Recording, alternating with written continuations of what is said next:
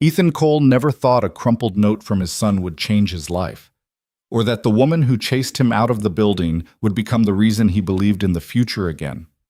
Tonight, a single father working as a janitor will walk into an interview he doesn't belong in, face cold rejection, and discover that his worth was never about what others saw, but about his refusal to beg. Stay with this story until the very end, hit that like button, and comment what city you're watching from so I can see how far this story travels.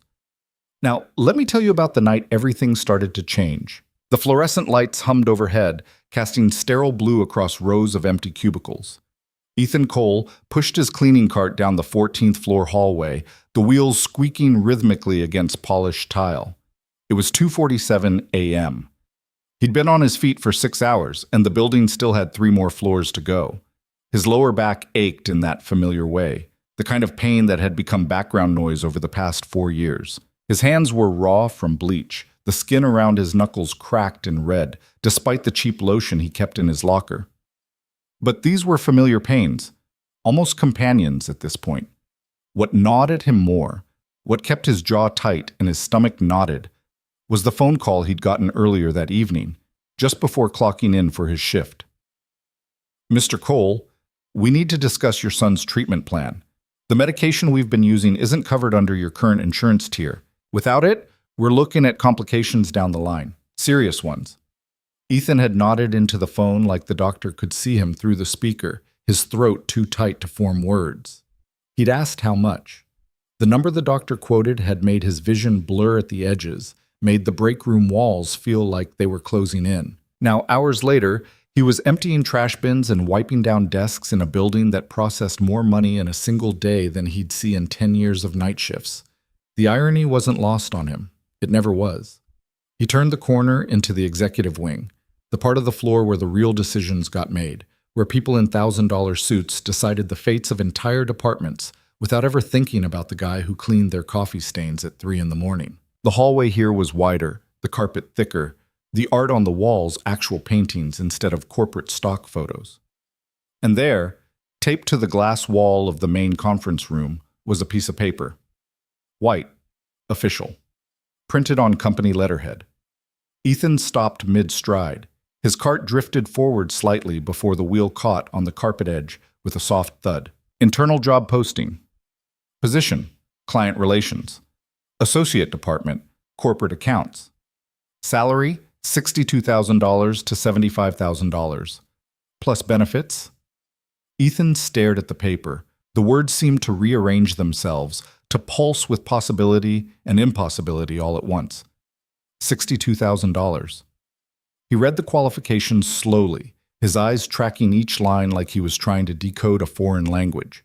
Bachelor's degree, preferred but not required. 3 years customer service experience. Strong communication skills. Ability to work under pressure and manage multiple client accounts simultaneously. He had none of the degree. He had all of the rest, or at least he thought he did. Customer service from a decade ago, before Jamie was born, before Sarah got sick, before everything in his life became about survival instead of ambition. Communication skills honed through years of talking Jamie through nightmares and negotiating payment plans with billing departments. Working under pressure? That was every single day of his life. For a long moment, Ethan just stood there in the empty hallway, staring at the posting like it was a door he'd never been invited to walk through. The night shift guys didn't apply for jobs like this. They didn't even think about jobs like this. They kept their heads down, did their work, collected their checks, and went home to lives that were always one emergency away from collapse. But the number kept echoing in his head, 62,000. The doctor's voice, clinical and detached, explaining what Jamie needed. His son's labored breathing at night when the asthma medication wasn't quite enough. When Ethan would sit on the edge of the bed and count each inhale, each exhale, praying they'd keep coming steady. Ethan pulled out his phone, the screen cracked in the upper right corner from when he'd dropped it rushing to pick Jamie up from school 3 months ago. He took a picture of the posting, the flash reflecting off the glass. He told himself it was just in case, just to have the information. He told himself he probably wouldn't even look at it again, that this was just a moment of weakness, of impossible hope. But he saved the photo anyway. The rest of his shift passed in a blur of motion and distraction. He cleaned bathrooms on autopilot, emptied recycling bins without really seeing what he was throwing away, mopped hallways while his mind kept circling back to that piece of paper. $62,000. Benefits. A life where he didn't have to choose between Jamie's medication and groceries. A life where one unexpected expense wouldn't send everything crashing down. By the time he clocked out at 6:15 a.m., his body was exhausted, but his mind was racing. He took the bus home through streets just beginning to wake up. Delivery trucks making their rounds, early commuters shuffling toward the subway, the sky shifting from black to gray to the pale gold of dawn. The apartment was still dark when he let himself in. Ethan moved quietly through the cramped living room, setting his keys on the kitchen counter without making a sound. He'd gotten good at being a ghost in his own home over the years, never waking Jamie unless absolutely necessary. The kid needed his sleep, needed every minute of rest he could get. Jamie's door was cracked open, just how he liked it. Ethan stepped inside carefully, his eyes adjusting to the soft glow of the spaceship nightlight in the corner. A gift from Sarah's mother 2 Christmases ago, one of the few things they'd kept from before. Jamie was curled on his side, one hand tucked under his pillow, the other clutching the worn stuffed dog he'd had since he was 2. Ethan's chest tightened the way it always did when he looked at his son like this, peaceful, safe, unaware of how hard Ethan was fighting to keep their world from falling apart. The boy was 7 years old and still looked so impossibly small against the pillow, his dark hair messy, his breathing steady. Ethan knelt beside the bed and brushed a hand over Jamie's forehead. Cool. No fever. That was something. That was everything, really. On the nightstand sat the lineup of necessities that had become Jamie's reality. 3 pill bottles, in different sizes, a blue inhaler with a cartoon astronaut sticker Jamie had put on it himself, and a glass of water that was half empty. Ethan checked the bottles out of habit, making sure the day's doses had been taken. Mrs. Kwan from downstairs had watched Jamie during the night shift. She was kind, patient, never made Ethan feel like he was asking too much, even though he absolutely was. But she was 73 years old and usually fell asleep by 9. The arrangement worked because it had to, not because it was ideal.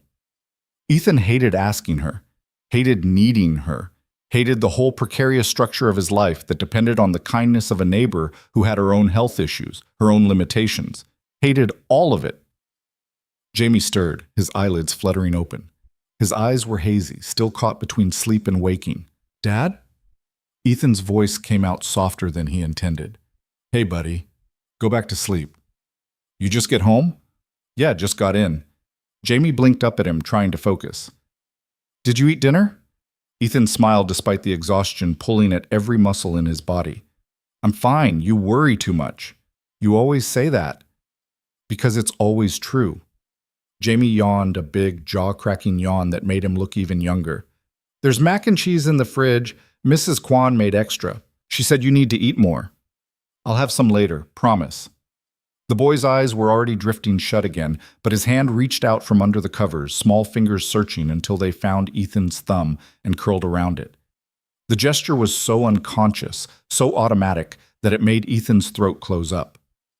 "Love you, Dad." Ethan squeezed back gently, carefully, like Jamie was made of glass. "Love you too, buddy." He stayed there until Jamie's breathing evened out into the deep, steady rhythm of real sleep. Then he stood slowly, his knees protesting after hours of kneeling and bending and moving through the building. He slipped out of the room, pulling the door back to its usual crack, and made his way to the kitchen. The refrigerator hummed when he opened it. Inside, the Tupperware container of mac and cheese misses. Kwan had mentioned a half-empty jug of milk that would need replacing in a day or two, store-brand juice boxes for Jamie's lunches, a packet of deli meat that was probably a day past its prime, and half a loaf of bread. Ethan wasn't hungry. He was never hungry anymore. Or maybe he'd just gotten too good at ignoring it. He pulled out his phone and looked at the photo of the job posting again. The words seemed both impossibly far away and dangerously, temptingly close. He opened his email, the ancient app slow to load on his cracked screen. He started typing, then stopped. What was he even doing? He didn't have a real resume. The last resume he'd written was 8 years ago, back when he'd been a different person, back when Sarah was alive and healthy, when they'd had plans and dreams and a future that looked like something other than an endless string of night shifts and medical bills. He didn't have professional references that mattered. The last real job interview he'd done had been for a customer service position at a call center, and he'd been 24 years old, confident in a way he couldn't even remember feeling anymore. He locked his phone and set it on the counter, face down. This was stupid. People like him didn't get jobs like that. The world didn't work that way. You didn't go from emptying trash cans to managing corporate accounts just because you needed the money. Need wasn't enough. Need was never enough. Then he heard a sound from Jamie's room. A faint rustle of movement, the soft creak of bed springs. Ethan frowned and walked back down the narrow hallway. Jamie's door was still cracked. The boy was awake again, sitting up in bed with his back against the wall, scribbling something on a piece of paper with a green crayon from the art supplies they kept in a shoebox under his bed. "Jamie? What are you doing, bud?" The boy looked up, startled, guilt flashing across his face like he'd been caught doing something wrong. "I couldn't sleep." "You need to rest. You've got school in a few hours." "I know. Jamie held up the paper, his expression shifting to something earnest and hopeful. "I made you something." Ethan stepped closer, his heart doing something complicated in his chest. In wobbly letters that showed Jamie's careful effort, the note said, "You're the best dad. You can do anything." Below the words was a drawing, 2 stick figures holding hands, one tall with messy hair, one small with a big smile, both of them standing in front of something that might have been their apartment building or might have been a castle. With Jamie's art, it was hard to tell, but the intention was clear. Ethan took the paper, his hands unsteady. "Jamie? Mrs. Kwan said you looked sad yesterday when you dropped me off. I wanted to make you feel better." Ethan crouched down beside the bed so they were eye level, so Jamie could see his face. "I'm not sad, buddy. I'm just tired." "You're always tired." "I know." Jamie looked at him with that serious expression only 7-year-olds could pull off, that unfiltered honesty that adults spent their whole lives learning to hide. "You should do something that makes you happy." Ethan's smile felt thin, stretched across something raw. "What I do makes me happy. Taking care of you. That's everything to me."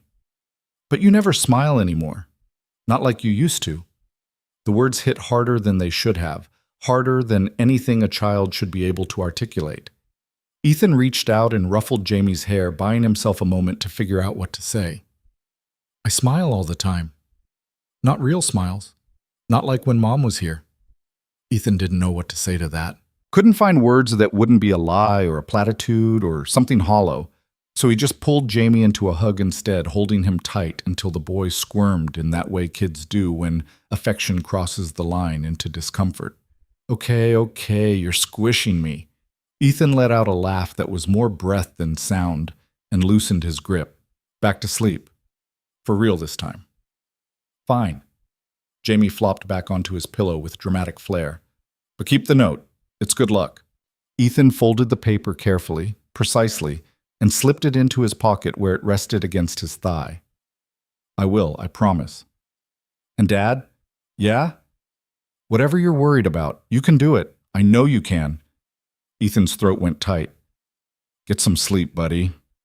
He left the room before Jamie could see his face, before the kid could see how close his father was to completely falling apart. 3 days later, Ethan sent in the application. He didn't tell anyone about it, didn't mention it to Mrs. Kwan or to Davis, the other guy on his shift who sometimes shared cigarettes with him during breaks, even though Ethan had quit smoking 2 years ago. He didn't let himself think about it too hard, didn't build it up into something that could crush him when it inevitably went nowhere.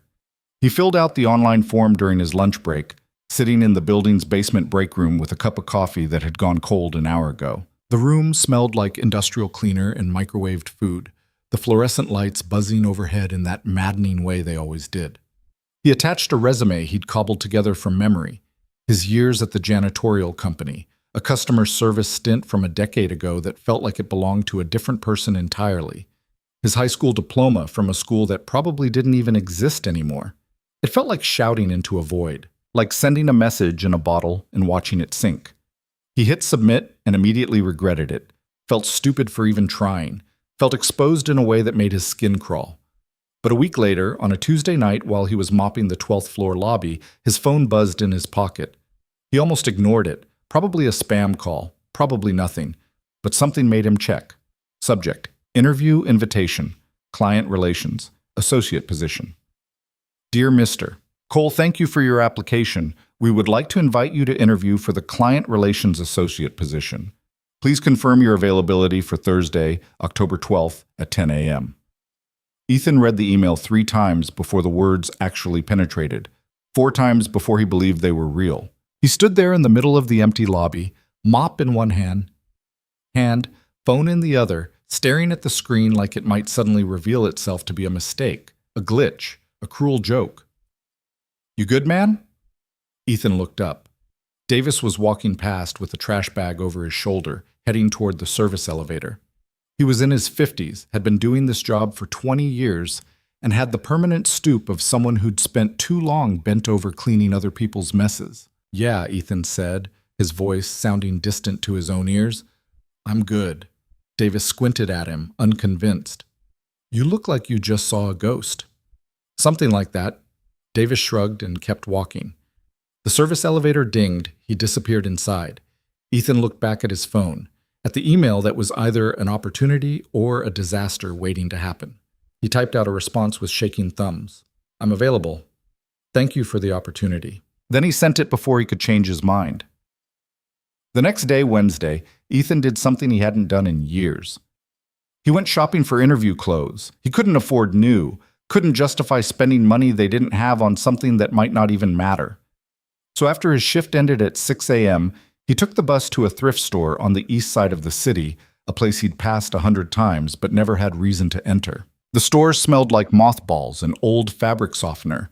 The fluorescent lights were harsh and unforgiving, casting everything in a sickly yellow glow. Racks of clothes stretched in long rows, suits that had belonged to men who'd retired or died, dresses that had hung in closets for decades, shoes that had walked miles in other people's lives. Ethan found a navy blazer that was only slightly too big in the shoulders. The fabric was worn but clean, the buttons intact. He found a pair of gray slacks that fit well enough, though they were a little long. A white dress shirt with a collar that wasn't too frayed. A tie, dark blue with thin silver stripes, that looked professional without trying too hard. At the register, a woman in her 60s with reading glasses on a chain rang him up. The total came to $18.47. Ethan paid in cash. Bills he'd been saving in an envelope in the kitchen drawer, money that was supposed to go toward Jamie's next prescription refill. He'd make it work somehow. He always did. He carried the bag home on the bus, the plastic handles cutting into his palm.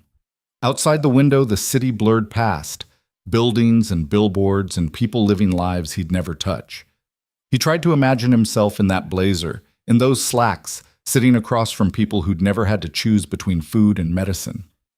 Tried to imagine belonging in that world. It felt impossible. But then again, so did everything else these days. Thursday morning arrived too fast and too slow. Ethan got Jamie up at 6:30, made him breakfast, scrambled eggs and toast because that's what they had, and made sure the boy took his morning medication. He packed Jamie's lunch, checked his backpack twice, reminded him about the math test he had third period. You look fancy, Jamie said, eyeing Ethan's thrift store blazer. I've got that interview today. Remember? Jamie's face lit up. The big job? Maybe. We'll see. You're gonna get it. Ethan knelt down and straightened Jamie's collar. Don't get your hopes up, buddy. This is just practice. You'll get it, Jamie repeated, with the absolute certainty only children could muster. Because you're the best. Ethan pulled him into a quick hug. I love you. Have a good day at school. Love you too, Dad. Good luck. Ethan walked Jamie to the bus stop, waited until he was safely on board, then turned and headed in the opposite direction, toward the building where he'd spent the last 4 years cleaning floors and emptying trash and being invisible. Today, he was going to walk through the front door. The building looked different in daylight, bigger somehow, more intimidating. Ethan had only ever seen it in the dead of night, when it was quiet and empty and belonged to people like him, the cleaners, the security guards, the maintenance crew. Now, in mid-morning, it was alive with activity. People in expensive suits striding through the lobby with purpose, Women in heels clicking across the marble floors, everyone looking like they belonged. Ethan pushed through the revolving door and stepped into a world he'd only ever observed from the margins. The lobby was massive. Marble floors that gleamed under recessed lighting, floor-to-ceiling windows that let in streams of autumn sunlight, a reception desk that looked like it belonged in a five-star hotel, all sleek wood and modern design. Ethan walked up to the desk, his heartbeat loud in his ears. The receptionist looked up, a young woman, maybe 25, with perfect makeup and a smile that was professional and distant in equal measure. "Good morning. How can I help you?" "I have an interview. 10 o'clock. Ethan Cole." She glanced at her computer screen, clicked a few times with manicured nails. "Client Relations Associate position? Yes? Perfect. Take the elevator to the 19th floor. Check in with HR when you arrive." "Thank you." Ethan turned and walked toward the bank of elevators, feeling like an imposter in his own skin. Like everyone could tell he didn't belong here, that he was just a night shift worker playing dress-up. The elevator was empty when it arrived. Ethan stepped inside and pressed 19. The doors slid shut.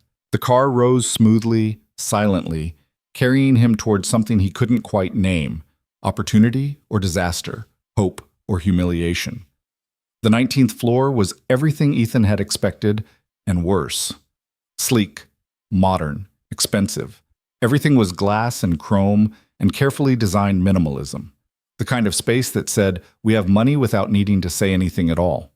He checked in at the HR desk. The woman there handed him a visitor badge and directed him to a waiting area near the conference rooms. Leather chairs, glass coffee table with pristine magazines no one ever read, modern art on the walls that probably cost more than his annual salary. Ethan sat down, his hands folded in his lap. Around him, other candidates waited. A man in an expensive charcoal suit, scrolling through his phone with the casual confidence of someone who'd done this 100 times. A woman with a leather portfolio, reviewing notes in a leather-bound notebook. Another guy, younger, maybe 30, bouncing his leg impatiently like he had somewhere more important to be. And then there was Ethan, in his thrift store blazer that was slightly too big, in his slacks that were slightly too long, with hands that were still rough from industrial cleaner despite 2 days of aggressive moisturizing. The man across from him glanced over, took in Ethan's outfit with a quick dismissive scan, and looked away without a word. No greeting, no acknowledgement, just a silent assessment that said, "You don't belong here." Ethan's jaw tightened. He pulled Jamie's note from his pocket. He'd brought it with him, folded carefully and tucked into his wallet, and unfolded it on his lap where no one else could see. "You're the best dad. You can do anything." He read it twice, let the words settle, folded it back up and put it away. A door opened down the hall. "Ethan Cole?" He stood, his legs steadier than he'd expected. A woman in her early 30s stepped out, clipboard in hand. She had sharp eyes behind frameless glasses and an expression that gave nothing away. "I'm Rachel Winters. I'll be conducting your interview. Follow me." Ethan nodded and followed her into a conference room. Inside, 2 other people were already seated at the long table, a middle-aged man in a gray suit who looked bored before the interview even started, and a younger woman with dark hair pulled back in a severe bun, her expression neutral and assessing. Rachel gestured to a chair across from them. "Have a seat." Ethan sat. His palms were damp. He resisted the urge to wipe them on his pants. Rachel took her seat and glanced at a tablet in front of her. "So, Ethan Cole, you currently work as a custodial technician here in the building, is that correct?" "Yes." "And you're applying for a client-facing role in corporate accounts." It wasn't a question. It was an observation, a quiet judgment hanging in the air between them. Ethan met her eyes. "Yes." The man in the gray suit leaned back in his chair, crossing his arms over his chest. His wedding ring caught the light. "What made you think you were qualified for this position?" The question was designed to make him defensive. Ethan recognized it immediately. The subtle condescension, the implication that he'd made a mistake even applying. He kept his voice steady. "I read the posting. I meet most of the qualifications listed. I've worked in customer service before. I'm reliable. I work well under pressure." The woman with the bun raised an eyebrow. "Customer service from 10 years ago. And since then, you've been cleaning?" I've been raising my son, Ethan said. The words came out harder than he'd intended, sharper. The room went quiet for a beat too long. Rachel looked down at her notes, her pen tapping against the tablet. It says here you don't have a degree.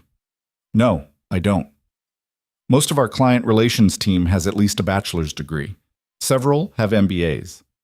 Ethan nodded slowly. I understand that.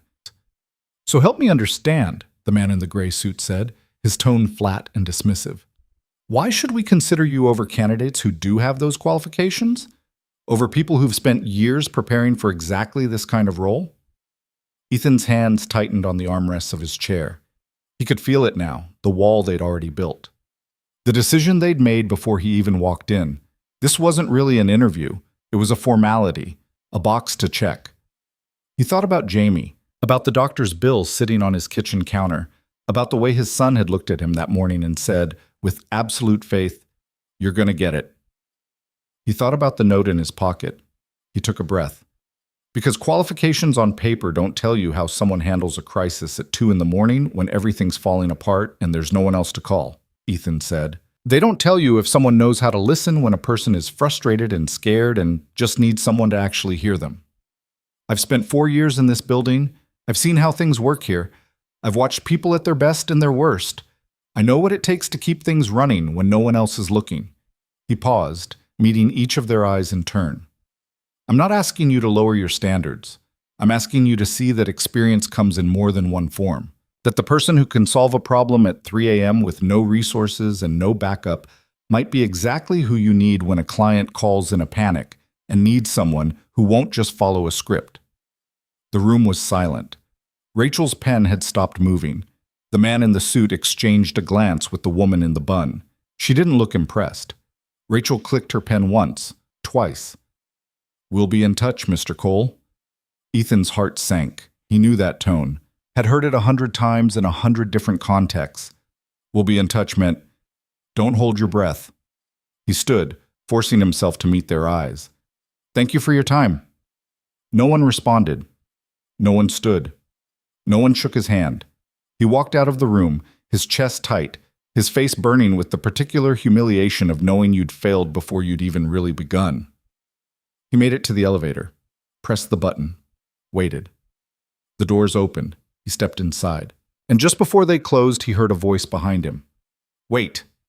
Ethan turned. A woman was walking toward him, tall, dark-haired, mid-20s, dressed in a charcoal blazer and fitted pants that said, I belong here without trying. Her stride was confident, purposeful. She stopped just outside the elevator, studying him with sharp, curious eyes. You're Ethan Cole? Yeah. She extended a hand. I'm Lena Hart. I just got hired, starting Monday. Ethan shook her hand, confused by the interruption, by her presence. Congratulations. Thanks. I was in the waiting area earlier. I heard part of your interview. His stomach turned. Great. An audience for his humiliation. Look, he said quietly, pressing the door open button. I don't need... You were right, Lena said, cutting him off cleanly. What you said in there, about experience coming in more than one form, about knowing how to handle things when they fall apart. Ethan blinked. I've got the degree, Lena continued, her voice matter of fact. I've got the resume that looks perfect on paper. I've got the internships and the references and the whole package. But I've also seen a lot of people who look good in an interview and completely fall apart the second something doesn't go according to their carefully prepared script. She tilted her head slightly, still watching him. You didn't beg them to see your value. You didn't grovel or make excuses. You just stated what you bring. That takes guts. Ethan didn't know what to say. Didn't know if this was pity or genuine respect or something else entirely. Lena glanced back down the hallway toward the conference rooms, then looked at him again. They're not going to call you. I know. I'm sorry. For what it's worth, I think they're making a mistake. Appreciate that. Ethan stepped back into the elevator fully. But it is what it is. The doors began to close. Ethan. He looked up. Lena was still standing there, something unreadable in her expression. Not pity, but something softer, more genuine. Don't give up. I mean it. The doors shut.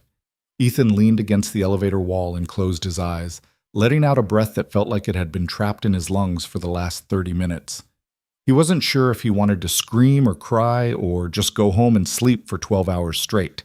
Instead, he pulled out his phone and texted Mrs. Kwan. "Interview done. I'll pick up Jamie after school. Thank you for everything." She replied immediately. "How did it go?" Ethan stared at the message, then typed, "Not sure. We'll see." He didn't go straight home. Instead, he walked. Blocks and blocks through the city, hands shoved deep in his pockets, Jamie's note pressed against his chest through the fabric of his shirt. He walked past coffee shops where people sat with laptops and lattes, past boutiques with window displays that cost more than his rent, past parks where young mothers pushed strollers and looked like they'd never worried about money a day in their lives. By the time he made it back to the apartment, it was almost 3 in the afternoon. Jamie wouldn't be home from school for another hour. The apartment was quiet, still, unchanged. The breakfast dishes were still in the sink. Jamie's backpack hook by the door was empty. The note on the fridge, a reminder about Jamie's next doctor's appointment, stared at him. Ethan sat down on the couch and stared at the ceiling, at the water stain in the corner that he kept meaning to check on, but never had time to actually address. His phone buzzed. He pulled it out, expecting a spam call or maybe a message from Mrs. Kwan. It was an email. From Lena Hart. Subject: One more thing. Ethan opened it, confused. "I don't know if this helps, but I meant what I said outside the elevator. You've got something most people spend years trying to fake: actual integrity and real problem-solving instinct. If this door didn't open, another one will. Keep walking through them. Don't let today make you smaller. Lena P.S. I'm serious about the not giving up part." Ethan read it twice, then a third time. Then he set his phone down, pulled out Jamie's note one more time, and unfolded it on his lap. "You're the best dad. You can do anything." He didn't feel like he could do anything, but maybe, just maybe, he could survive this. Could wake up tomorrow and keep trying. Could be the person Jamie believed he was, even when he didn't believe it himself. Maybe that was enough. Maybe that had to be enough. For 3 days, Ethan didn't check his email. Not obsessively, anyway. He'd glance at his phone during breaks, scroll through the spam and the automated reminders about bills due, but he didn't let himself sit there refreshing his inbox every 5 minutes like some desperate kid waiting for college acceptance letters. He went back to work, back to the night shift, back to the rhythm of mops and trash bags and fluorescent lights that hummed their endless, monotonous song. He told himself the interview had been a learning experience, nothing more. A momentary lapse in judgment where he'd let hope creep in through a crack in his armor. People like him didn't get jobs like that. The world didn't work that way. You didn't leap from custodial work to corporate accounts just because you needed the money, or because your kid believed in you, or because some woman you'd never met before sent you an encouraging email. But Jamie's note stayed in his wallet, tucked behind his expired insurance card, and the photo of Sarah he couldn't bring himself to remove. And Lena's email stayed undeleted, sitting in his inbox like a small light he couldn't quite extinguish. On the 4th day, his phone rang during his lunch break. He was sitting in the basement break room, eating a sandwich he'd made that morning, peanut butter and jelly, because that's what they had, when the screen lit up with an unknown number. Ethan almost didn't answer. Unknown numbers were never good news. They were debt collectors or telemarketers, or automated systems telling him his car warranty was expiring on a car he didn't own. But something made him swipe to accept. "Hello? Mr. Cole? This is Rachel Winters from Hastings and Grove." His heart stopped. Actually stopped, then kicked back into gear with a painful thud against his ribs. "Yes, hi. We'd like to invite you back for a second interview." Her voice was crisp, professional, giving nothing away. "Tomorrow at 2 p.m. Are you available?" Ethan's mind went completely blank. Yes, I'm available." "Good, same floor. Ask for me at the desk." She hung up before he could say anything else. No pleasantries, no explanation, just the information delivered efficiently, and then silence. Ethan sat there in the break room, staring at his phone like it had just spoken in tongues. The sandwich sat forgotten on the table in front of him, one bite taken out of it. Davis walked in, heading for the vending machine. He fed $1 into the slot, punched the button for a Coke. The can tumbled down with a metallic clank. "You good, man?" Davis asked, cracking open the can. You look weird. Yeah, Ethan said slowly, still staring at his phone. I think so. Davis took a long drink, eyeing him. You sure? You look like somebody just told you the building's haunted. Just got some unexpected news. Good news or bad news? I don't know yet. Davis shrugged and headed toward the door. Well, whatever it is, don't let it mess up your shift. We got 3 floors to finish before morning. Yeah, I know. The door swung shut behind Davis. Ethan set his phone down on the table and picked up his sandwich. He took another bite, but he couldn't taste it. Couldn't focus on anything except the impossible fact that they'd called him back. Second interviews meant something. Meant they were actually considering him. Meant he hadn't completely embarrassed himself in that conference room. Or maybe it meant they wanted to reject him in person. Maybe Rachel had a sadistic streak and enjoyed watching people squirm. Ethan finished his sandwich on autopilot, threw away the plastic bag, and went back to work. But his mind was somewhere else entirely, running through scenarios, imagining conversations, trying to prepare for something he had no idea how to prepare for. The next day, Ethan walked back into the building at 1:45 p.m., wearing the same thrift store blazer, the same 2 long slacks, the same tie he'd watched a YouTube tutorial to learn how to knot properly. This time his hands weren't shaking. This time he knew what to expect, or at least he thought he did. The 19th floor looked exactly the same. Sleek glass and chrome, expensive minimalism, the kind of design that whispered wealth without shouting it. The HR desk, the leather chairs, the modern art that probably cost more than Ethan made in 6 months. Rachel met him at the desk, her expression unreadable behind those frameless glasses. Follow me. She didn't make small talk, didn't ask how he was doing or comment on the weather, just turned and walked, expecting him to keep up. She led him down a different hallway this time, toward a corner office, with floor-to-ceiling windows that overlooked the city. The view was stunning, buildings stretching toward the horizon, the river winding through downtown, bridges like delicate threads connecting one side to the other. Inside the office, a man in his 50s sat behind a massive desk made of dark wood and glass. He was reviewing something on his computer, his reading glasses perched low on his nose. He looked up when they entered, and Ethan recognized him immediately from the company website he'd looked at when he first applied. Richard Hastings, the founder, the owner, the man whose name was literally on the building. Mr. Cole, Hastings said, standing and extending a hand across the desk. His grip was firm, assured. I'm Richard Hastings. I own this company. Ethan shook his hand, trying to keep his voice steady. Nice to meet you, sir. Sit. Ethan sat. The chair was leather, expensive, the kind that probably cost more than everything in his apartment combined. Hastings leaned back in his own chair, fingers steepled in front of him like he was conducting an orchestra. I read the notes from your first interview. Rachel here wasn't impressed. Ethan glanced at Rachel, who stood near the door with her tablet, her face giving nothing away. But, Hastings continued, his eyes sharp and assessing, she also said you didn't fold when they pushed you, that you held your ground without getting defensive. That interested me. I appreciate the opportunity to come back, Ethan said carefully, not sure where this was going. Don't appreciate it yet. Hastings pulled up something on his computer screen, squinting at it briefly before looking back at Ethan. I'm going to be direct with you, Mr. Cole. You don't have the background we usually look for. You don't have the education. You don't have the polish or the network or the pedigree.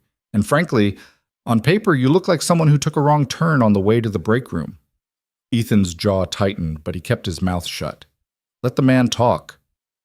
That said, Hastings went on, leaning forward slightly, I didn't build this company by hiring people who looked good in meetings and fell apart when things got complicated. I built it by hiring people who could actually solve problems, people who didn't need their hands held, people who gave a damn.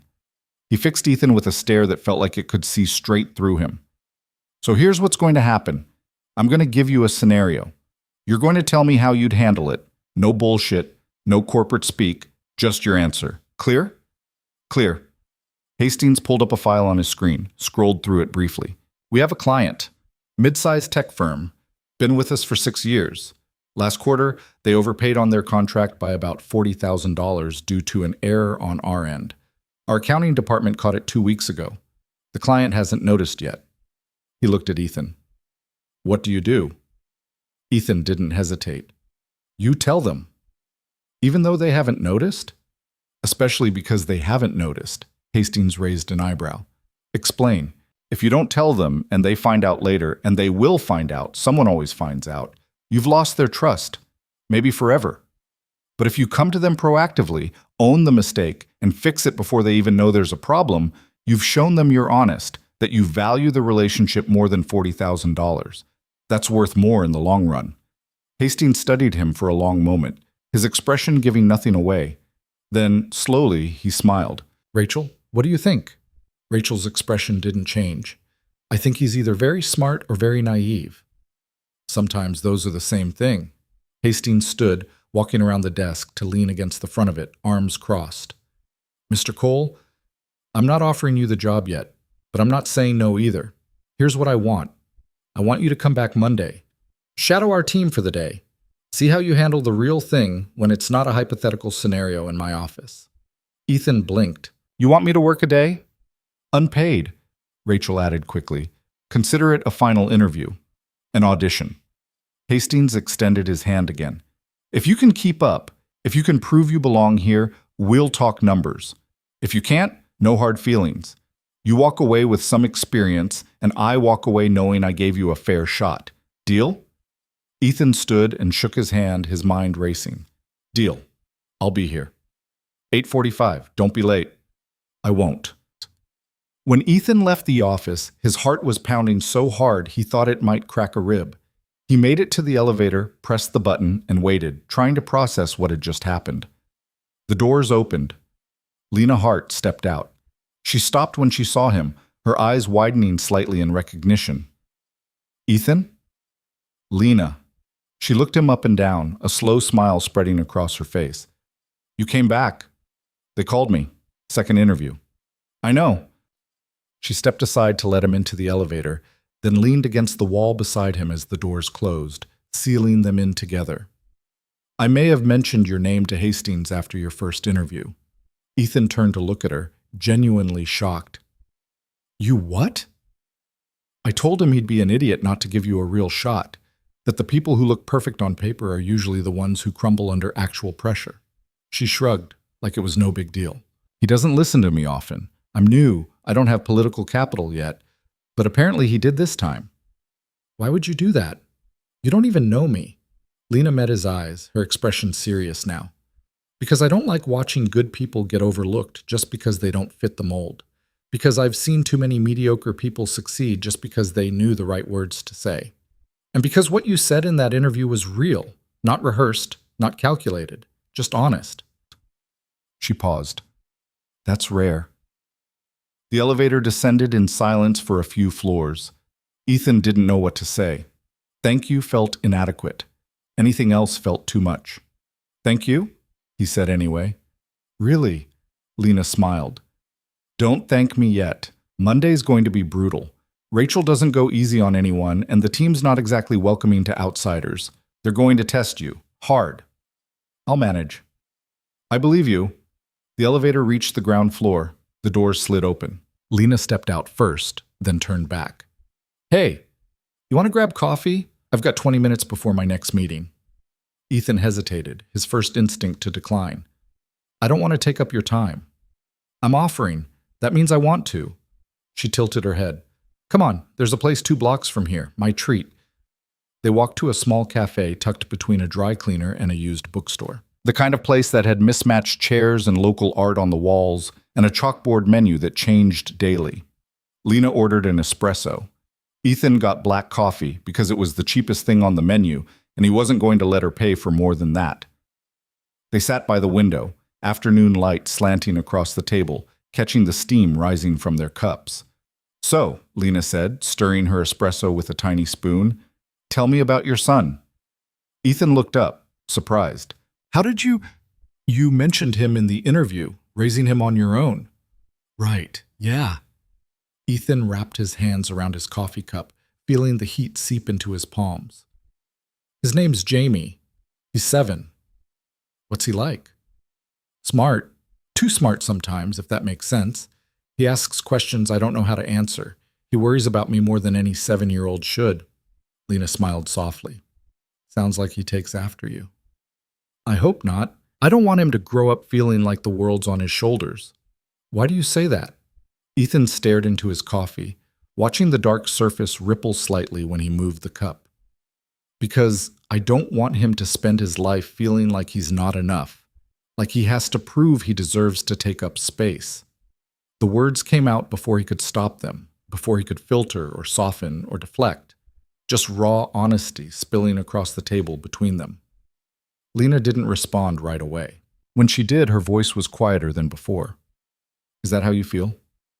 Most days, yeah. Even after what you said in that interview? That took courage, Ethan. Real courage. Most people would have just nodded along and hoped for the best. You stood your ground.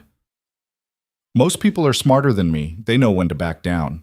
Lena laughed, but it wasn't mean. I seriously doubt that. Ethan looked at her, really looked at her for the first time since they'd sat down. She was younger than him, probably by 5 or 6 years. Late 20s, polished in a way he'd never be, with the kind of confidence that came from success and education and never having to wonder if you could afford groceries and medicine in the same week. But there was something else there too. Something underneath the polish that didn't quite fit the corporate image she projected. Why'd you help me? He asked. The real reason. Lena took a sip of her espresso, considering the question. You want the honest answer? Yeah. Because I used to be you. Ethan frowned. What do you mean? I grew up in a town where people like me didn't get opportunities. My mom cleaned houses 6 days a week. My dad worked construction until his back gave out when I was 14. We lived in a trailer park where half the homes had mold problems and the other half had worse. She set her cup down carefully. I was the first person in my family to go to college, and I only managed that because I got a full-ride scholarship. Even then, I showed up on campus and felt like everyone could tell I didn't belong, like I was wearing a costume. But you made it, Ethan said. You're here now? Yeah, I made it. But I didn't do it alone, and I didn't do it by pretending I was someone I wasn't. Lena leaned back in her chair, her eyes distant for a moment. There was a professor who took a chance on me sophomore year. Gave me a research assistant position when I had no business getting it. Wrote me recommendation letters.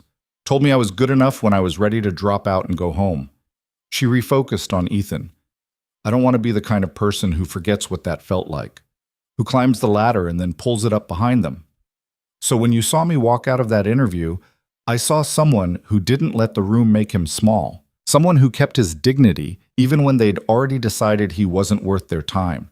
And I thought, that's someone who deserves a shot. Ethan didn't know what to say. His throat felt tight. Lena checked her watch and stood. I have to get back. But I'll see you Monday, right? Yeah, I'll be there. She smiled, and it was genuine, warm. Good. Don't be late. And Ethan? Yeah? You've got this. I mean it. She left, weaving through the tables toward the door, leaving Ethan sitting there with his half-finished coffee and a feeling in his chest he couldn't quite name. Something lighter than he'd felt in years. That weekend felt longer than usual.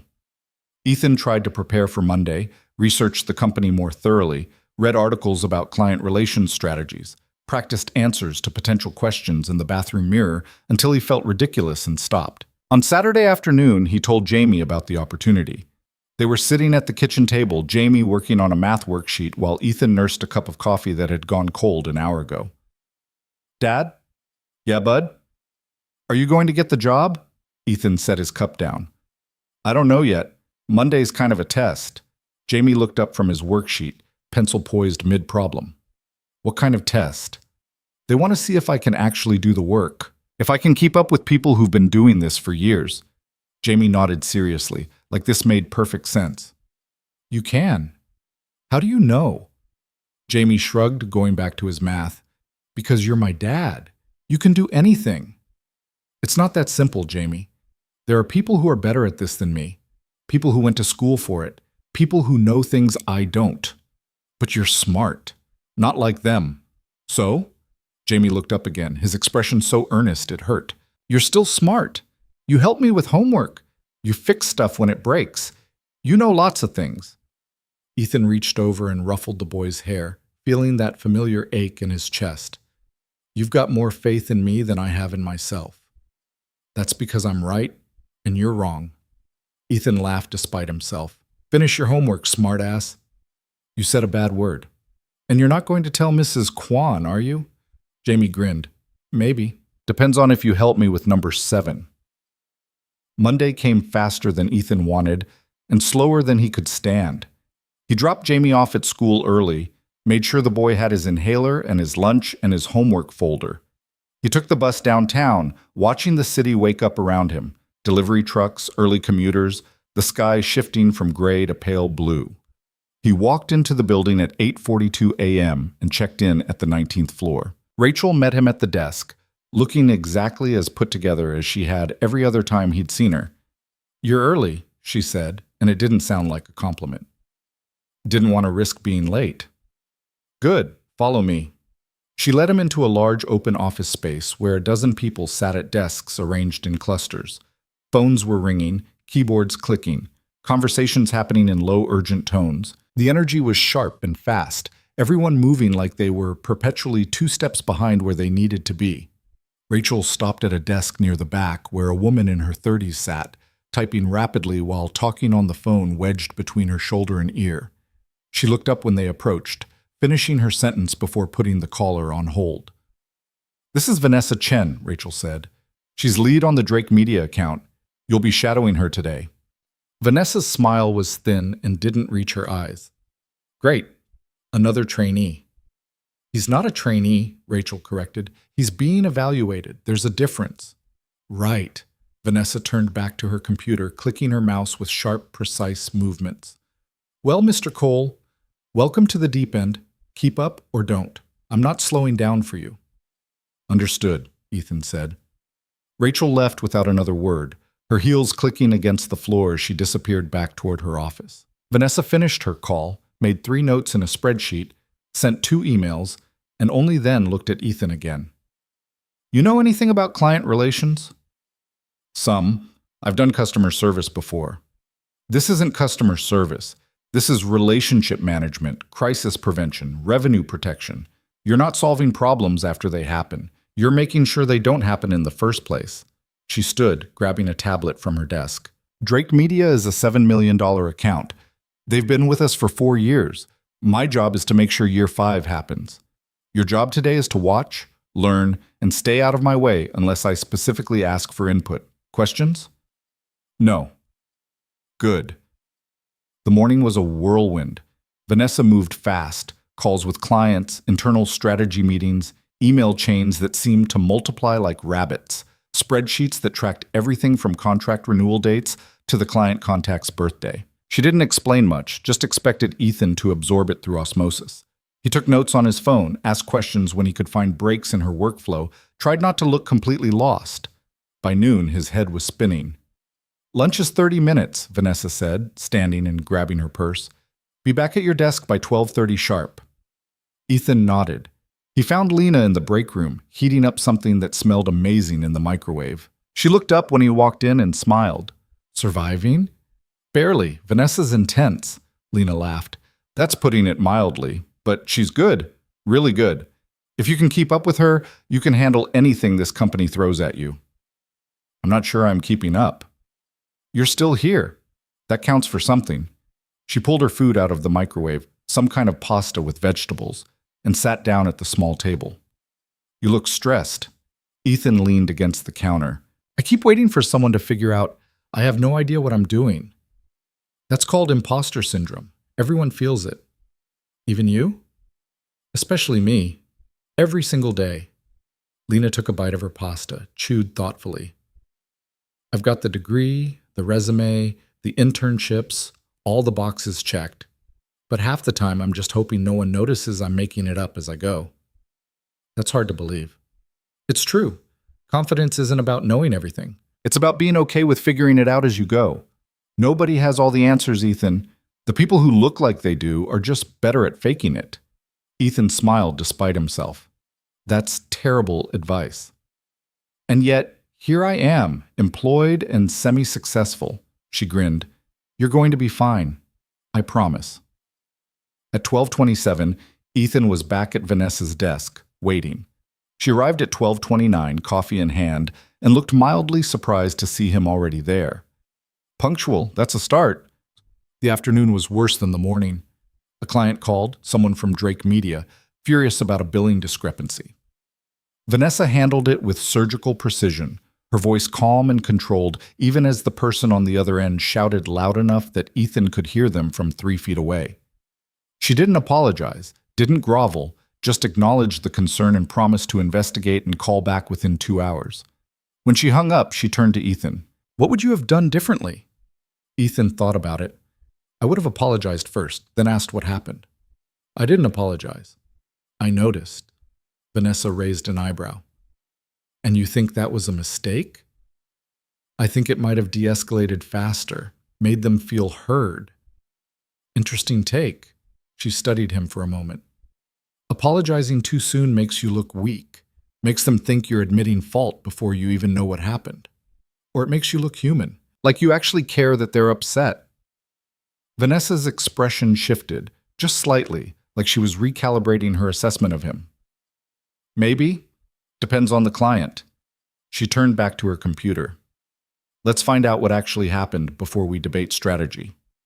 They spent the next 90 minutes digging through billing records, cross-referencing invoices, tracking down the source of the discrepancy. It turned out to be a simple data entry error. Someone had input the wrong account code, resulting in a charge that shouldn't have been there. Small mistake, big impact. Vanessa called the client back at exactly 2 hours, just like she'd promised.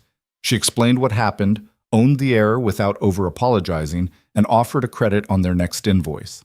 The client, still annoyed but mollified, agreed. When she hung up, Vanessa leaned back in her chair. "Not bad for your first crisis." "I didn't do anything." "You didn't panic. You stayed focused. You asked good questions." She almost smiled. "You did better than I expected." "That's not exactly high praise." "For me it is." Vanessa stood, gathering her things. It was nearly 5 o'clock. "Rachel wants to see you before you leave. Her office is down the hall, third door on the right." Ethan found Rachel in a small glass-walled office, typing furiously on her laptop. She looked up when he knocked on the door frame. "Come in. Close the door." He stepped inside and shut the door behind him. Rachel closed her laptop with a decisive click. "Sit." Ethan sat. Rachel leaned back in her chair, fingers steepled in front of her face. "Vanessa says you didn't embarrass yourself."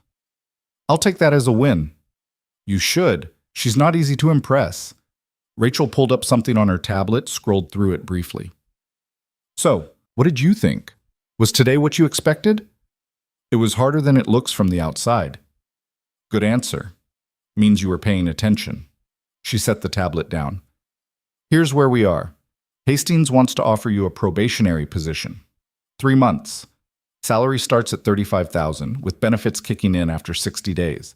If you make it through probation without screwing up too badly, we'll bump you to the full salary range and make it permanent." Ethan's heart stopped, completely stopped, then started again. Too fast, too hard. "You're serious?" "I don't joke about hiring." Rachel's expression didn't change. "But let me be clear about what you're signing up for. You're going to be the lowest person on the ladder. Vanessa's going to work you into the ground. The rest of the team is going to test you, push you, see if you break. And if you screw up, if you miss a deadline, lose a client, make a mistake that costs us money, you're out. No second chances. No appeals. Just out." "I understand." "Do you?" Because a lot of people think they understand until they're actually in it. Until they're working 60-hour weeks and getting yelled at by clients and wondering why they ever thought this was a good idea. Ethan met her eyes. "I've worked night shifts for 4 years while raising a kid on my own. I've made decisions at 3 a.m. when there was no one to call for help. I've kept things together when everything was falling apart. This is hard, but it's not harder than that." Rachel studied him for a long moment. Then she nodded once. "Good. Start next Monday, 8 a.m. sharp." Ethan stood, his legs steadier than he'd expected. "I won't let you down." "We'll see." He made it to the elevator before the reality of what just happened hit him like a physical force. He had a job, a real job, with a salary that was more than double what he'd been making, with benefits that would cover Jamie's medication, his doctor visits, maybe even set aside a little for emergencies. The doors opened. Lena was inside, heading down. She saw his face and grinned immediately. They offered, didn't they? Yeah. 3-month probation, but yeah. Congratulations, Ethan. Really. She looked genuinely happy for him, not jealous or competitive, just pleased. Ethan laughed, the sound half disbelief, half relief. I can't believe this is real. Believe it. You earned it. They rode down together in comfortable silence. When they reached the lobby, they walked outside into the cool evening air. The sun was setting, painting the buildings gold and orange. Hey, Lena said, turning to face him. You want to grab dinner? Celebrate? Ethan hesitated, his first instinct still to decline. I should get home. Jamie's waiting, and Mrs. Kwan is probably expecting you to be late after a day like this. Come on, just an hour. My treat. You can bring Jamie if you want. I'd actually like to meet him.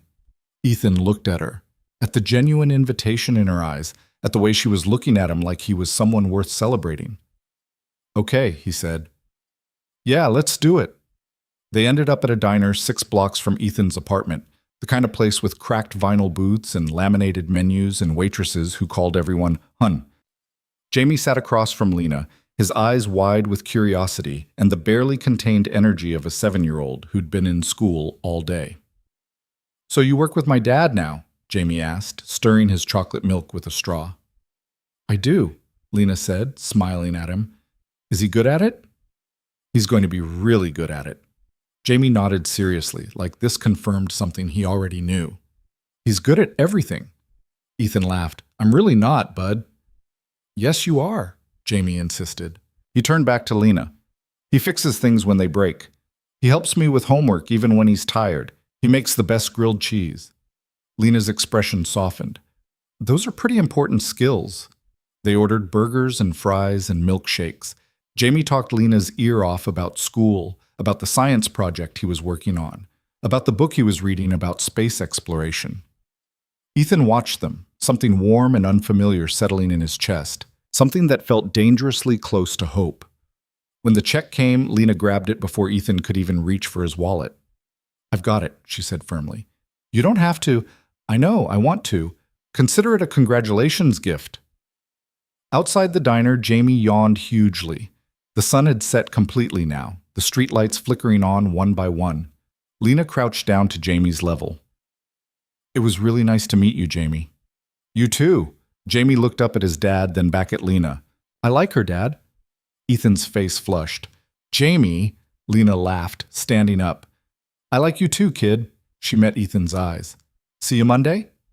Yeah, Monday. Don't be late. I won't. She walked away, hands in her pockets, and Ethan watched her go until she turned the corner and disappeared. Jamie slipped his hand into Ethan's. Dad? Yeah, bud? I think things are going to get better now. Ethan squeezed his hand, looking down at his son's upturned face. Yeah, Jamie, I think you might be right.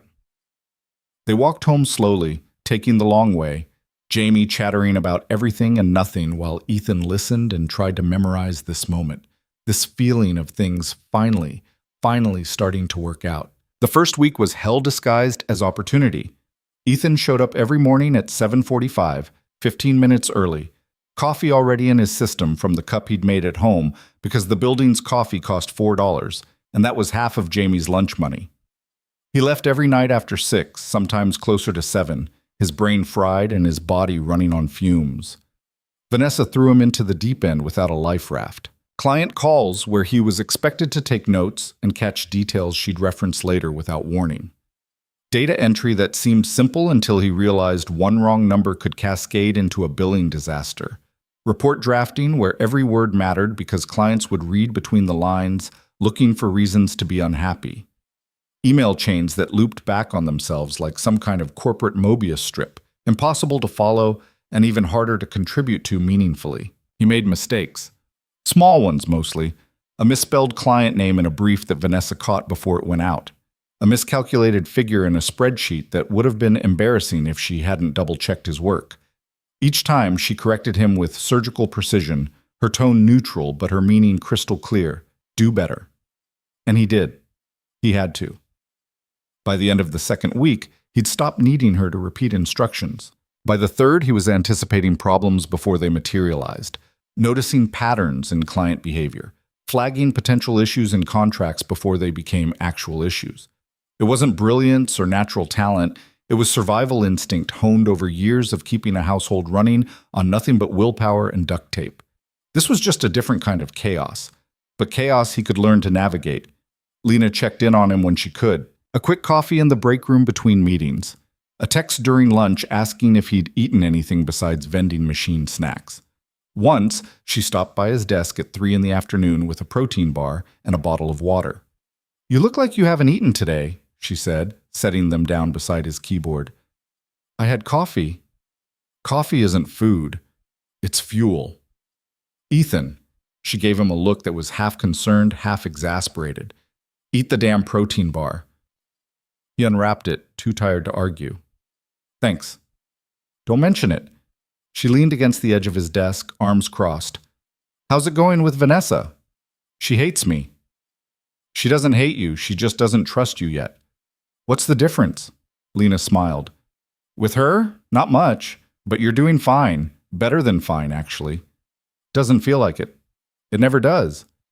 She glanced over her shoulder as Vanessa walked past, coffee cup in hand, shooting them a look that clearly said, "This isn't a social club." Lena straightened and lowered her voice.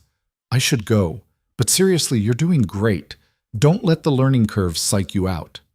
"Easy for you to say." "No, it's not, but I'm saying it anyway." On Friday of the third week, everything went sideways. Ethan was at his desk, reviewing a contract renewal for a client Vanessa had handed off to him that morning. His first solo review, which felt both like a vote of confidence and a test he couldn't afford to fail, when Vanessa's phone rang. She answered on the second ring, her expression shifting from neutral to tense in the span of 3 seconds. "When did this happen?" she said into the phone, her voice clipped. A pause while whoever was on the other end answered. "No, don't do anything. Don't send anything. I'll handle it. I'll call you back in 20 minutes.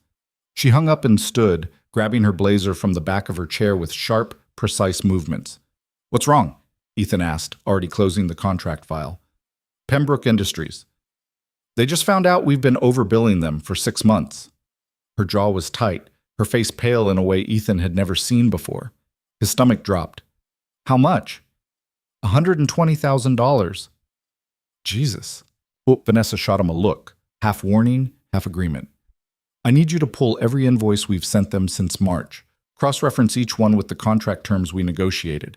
I need to know exactly where the discrepancy is, how it happened, and how we fix it before I call them back." "When do you need it?" "An hour ago."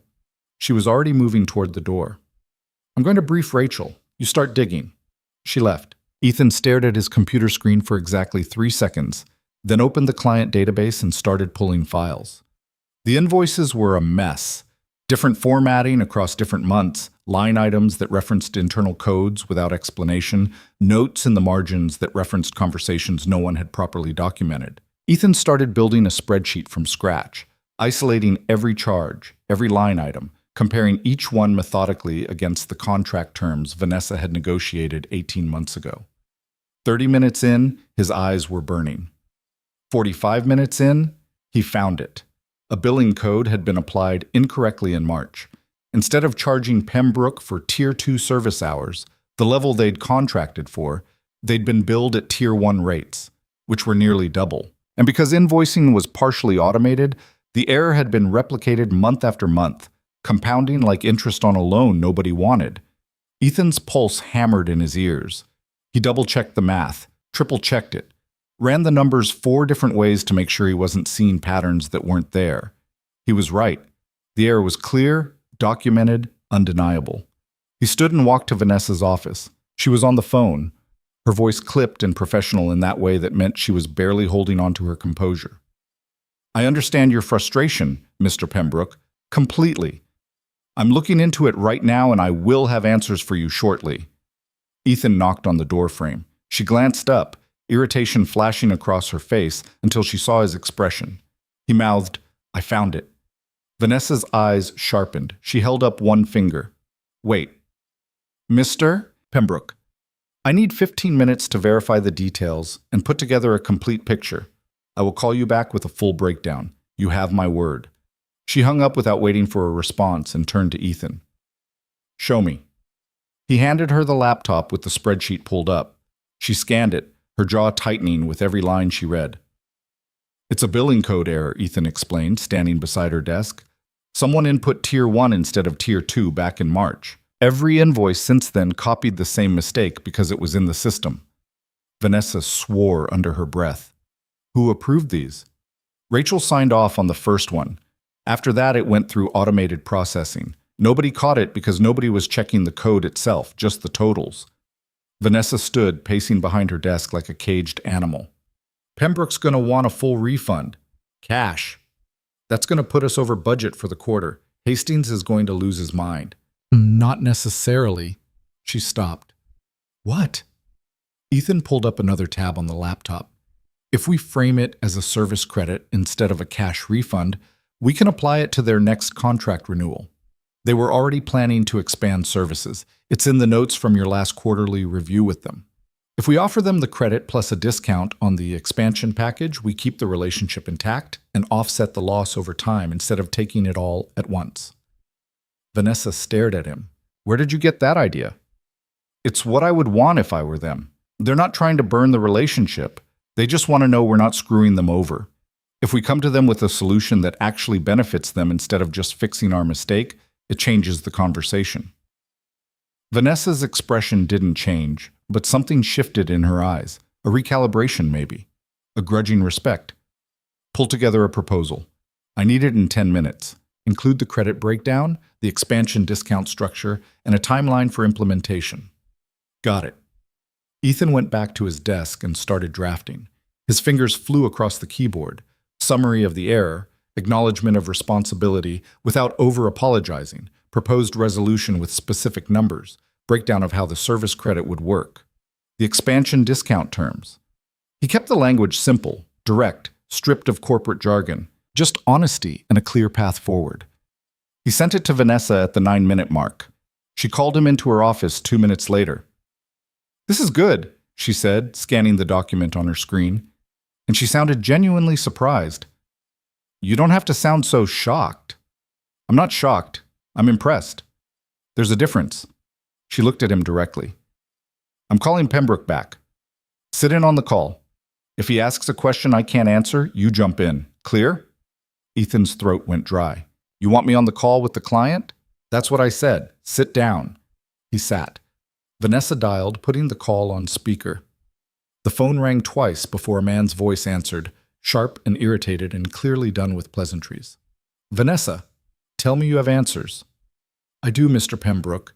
I'm here with Ethan Cole, one of our associates. We've identified the issue and put together a resolution proposal."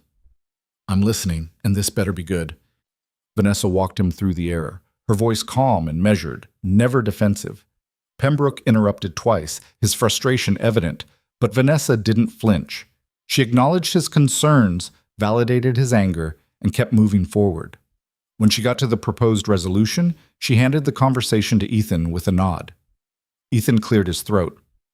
"Mr. Pembroke, I know this is frustrating. If I were in your position, I'd be questioning whether we're the right partner going forward. But here's what I can tell you. We're not trying to sweep this under the rug or minimize what happened.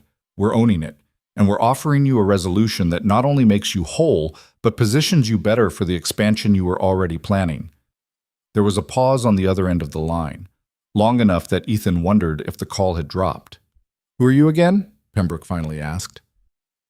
"Ethan Cole. I've been working on your account for the last few weeks." "And you found this error?" "Yes, sir." Another pause. "How long have you been with the company?" Ethan glanced at Vanessa. She nodded. "Tell him." 3 weeks, Ethan said. Pembroke laughed. It was short and incredulous and almost bitter. 3 weeks, and you're the one who figured this out. Unbelievable. "I had good information to work with, sir. Vanessa's been managing your account for years. She built the relationship and the foundation. I just caught the mistake." Vanessa," Pembroke said, his tone softening slightly. "Where the hell did you find this guy?" Vanessa allowed herself a small smile. "He's new, but he's learning fast." "Clearly." Pembroke let out a breath that sounded like some of the anger leaving his body. All right, send me the formal proposal. If the numbers match what you just outlined, we'll move forward with the credit and the expansion. I'll have it to you within the hour, Vanessa said. Good. And Ethan? Yes, sir. Tell Vanessa not to screw this up again. I like you. I don't want to have to fire your company because somebody in accounting can't read a contract. I'll make sure it doesn't happen again, sir. See that you do. The call ended. Vanessa leaned back in her chair, exhaling slowly. For the first time since the crisis started, she looked like she could breathe. Ethan waited, unsure if he'd just saved his job or stepped on a landmine he didn't see. That was either very brave or very stupid, Vanessa said finally. Probably both. She almost smiled. Actually, almost smiled. Get out of my office. I need to draft the formal proposal and send it before Pembroke changes his mind. Ethan stood. Do you need help with? No, you've done enough. Go take a break. You look like you're about to pass out.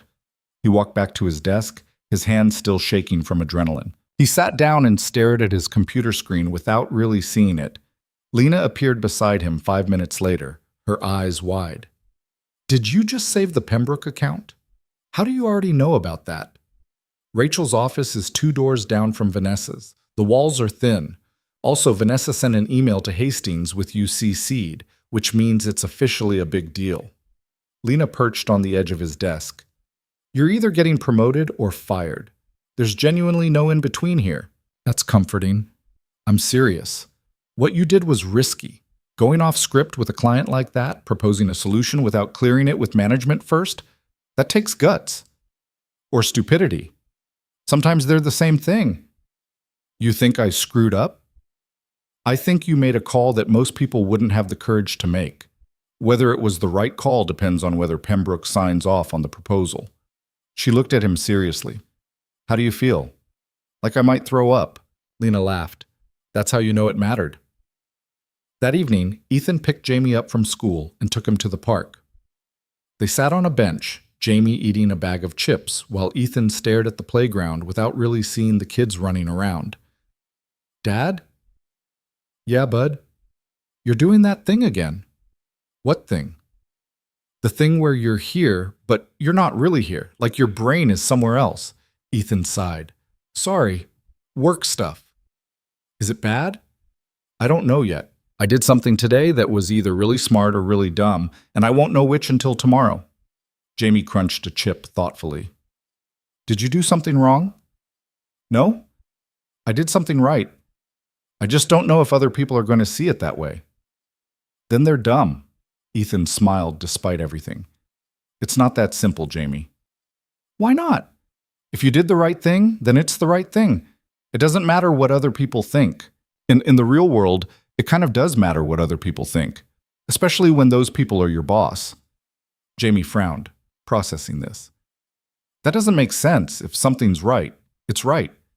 You'd think so. But sometimes doing the right thing makes people uncomfortable.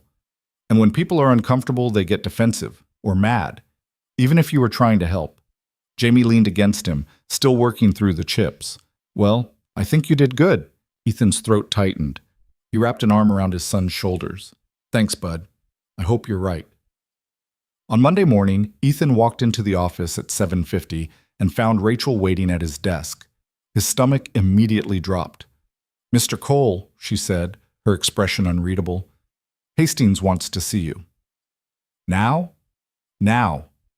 Ethan followed her down the hall, his pulse pounding in his ears so loud he could barely hear his own footsteps. Rachel knocked on Hastings' door, then opened it without waiting for permission. He's here, she said. Hastings looked up from his computer. Come in, Ethan. Close the door behind you. Ethan stepped inside. Rachel left, pulling the door shut with a soft click. Hastings gestured to a chair. Sit. Ethan sat. His hands gripped the armrest so tightly his knuckles went white. Hastings leaned back in his chair, fingers steepled in front of him, in that way Ethan was starting to recognize as his thinking pose. Vanessa tells me you handled the Pembroke situation on Friday. Yes, sir. She also tells me you went off script during the client call, proposed a solution that hadn't been cleared through me or Rachel. Ethan's stomach twisted. I did what I thought was right in the moment, sir. That's not what I asked. Yes. I went off script. Hastings studied him for a long moment. The silence stretched until Ethan thought he might actually break. Then Hastings smiled. Good. Ethan blinked. Sir? I don't hire people to read scripts, Ethan. I hire them to think, to make decisions when there's no time to run it up the chain of command, to trust their instincts when the situation calls for it. Hastings pulled up something on his computer screen. Pembroke signed the new contract this morning. Expanded services, 18-month commitment, and he specifically requested that you stay on his account going forward.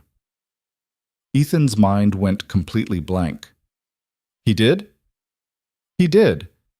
Which means you just became Vanessa's unofficial second on one of our biggest accounts. Congratulations. Thank you, sir. Hastings waved a hand dismissively. Don't thank me. You earned it. But don't get comfortable. This job doesn't get easier, it gets harder. The stakes get higher, the mistakes cost more. You ready for that? Yes, sir. We'll see. Now get out. I have a board meeting in 5 minutes. Ethan stood, his legs unsteady beneath him. Yes, sir. Thank you. He walked out of the office in a daze, barely registering his surroundings until he was back in the hallway. Lena was waiting, leaning against the wall with her arms crossed and a knowing smile on her face. Well, she said, are you fired or famous? Neither. Both. I don't know. Ethan ran a hand through his hair. Pembroke requested me on his account. Specifically requested me. Lena's face broke into a wide grin. Are you serious? Yeah. She grabbed his arm, squeezing it. Ethan, do you understand what this means? You just proved you belong here. Not because someone gave you a chance or because you got lucky, because you earned it. I still don't know what I'm doing half the time. Nobody does. We're all just making it up and hoping it works out. She was beaming at him now, genuinely happy. This is a big deal. You should be proud. I'm mostly just relieved I didn't get fired. Take the win, Ethan. Seriously. You did something most people with 10 years of experience would have been too scared to do. They walked back toward the main office together. Vanessa was at her desk, typing with her usual rapid-fire intensity. She glanced up when they passed. Ethan, she said. He stopped. Yeah? Good work on Pembroke. It was possibly the closest thing to genuine praise he'd ever heard from her. Coming from Vanessa, it felt like a standing ovation. Thank you, he said. She nodded once and went back to her screen, already moving on to the next crisis, the next deadline, the next thing that needed her attention. Lena grinned as they walked away. That's basically a marriage proposal from Vanessa. Ethan laughed. I'll take it. That night, Ethan got home later than usual. Jamie was already asleep, curled up on the couch with his inhaler on the coffee table beside him, and Mrs. Kwan dozing in the armchair. A cartoon was playing on the TV with the sound muted. Ethan gently nudged Mrs. Kwan awake. She blinked up at him, disoriented for a moment. I'm so sorry I'm late, he said quietly. She waved him off, standing slowly and gathering her things. No trouble. He's a good boy. Ate his dinner, did his homework, took his medicine. No problems. Thank you, really. I don't know what I'd do without you. She patted his arm. You're doing good, Ethan. I can see it. Things are getting better. After she left, Ethan locked the door and turned back to Jamie. The boy stirred, blinking sleepily. Dad? Hey, bud, let's get you to bed. Jamie didn't argue, just let Ethan carry him down the hall and tuck him into his actual bed.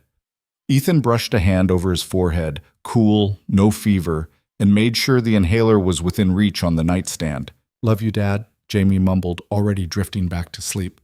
Love you too, Jamie. Ethan stood there for a moment, watching his son sleep, feeling the weight of the day finally settle on his shoulders. He walked back to the kitchen, pulling out his phone to check his messages. There was a text from Lena, sent 20 minutes ago. Pembroke just sent Hastings an email praising your work. You're officially not fired. Congratulations. Ethan stared at the message, then typed back, Thanks for the heads up, and for everything else. Her response came almost immediately. You did this, not me. Don't forget that. He set his phone down and opened the refrigerator, staring at the contents without really seeing them. There was leftover pasta from 2 nights ago, some vegetables that were probably still good, milk that needed to be used soon. He wasn't hungry, but he heated up the pasta anyway because Lena and Jamie and even Mrs. Kwan kept telling him he needed to eat more. And maybe they were right. While he waited for the microwave, he unfolded Jamie's note, the one that had been living in his wallet for weeks now, creased and worn from being handled so many times. "You're the best dad. You can do anything." For the first time since Jamie had given it to him, Ethan let himself actually believe it might be true. The next few days settled into a new rhythm. Vanessa started giving him more responsibility, not just shadowing and note-taking, but actual work, client emails he could draft himself, research projects that mattered, conference calls where his input was expected, not just tolerated. It was terrifying. It was exhilarating. It was exhausting in a way that felt different from the night shift exhaustion, like he was building something instead of just surviving. On Wednesday afternoon, Vanessa called him into her office and closed the door. "I'm going to be out tomorrow and Friday," she said without preamble. "My mother's having surgery. I need to be there." "Is she okay?"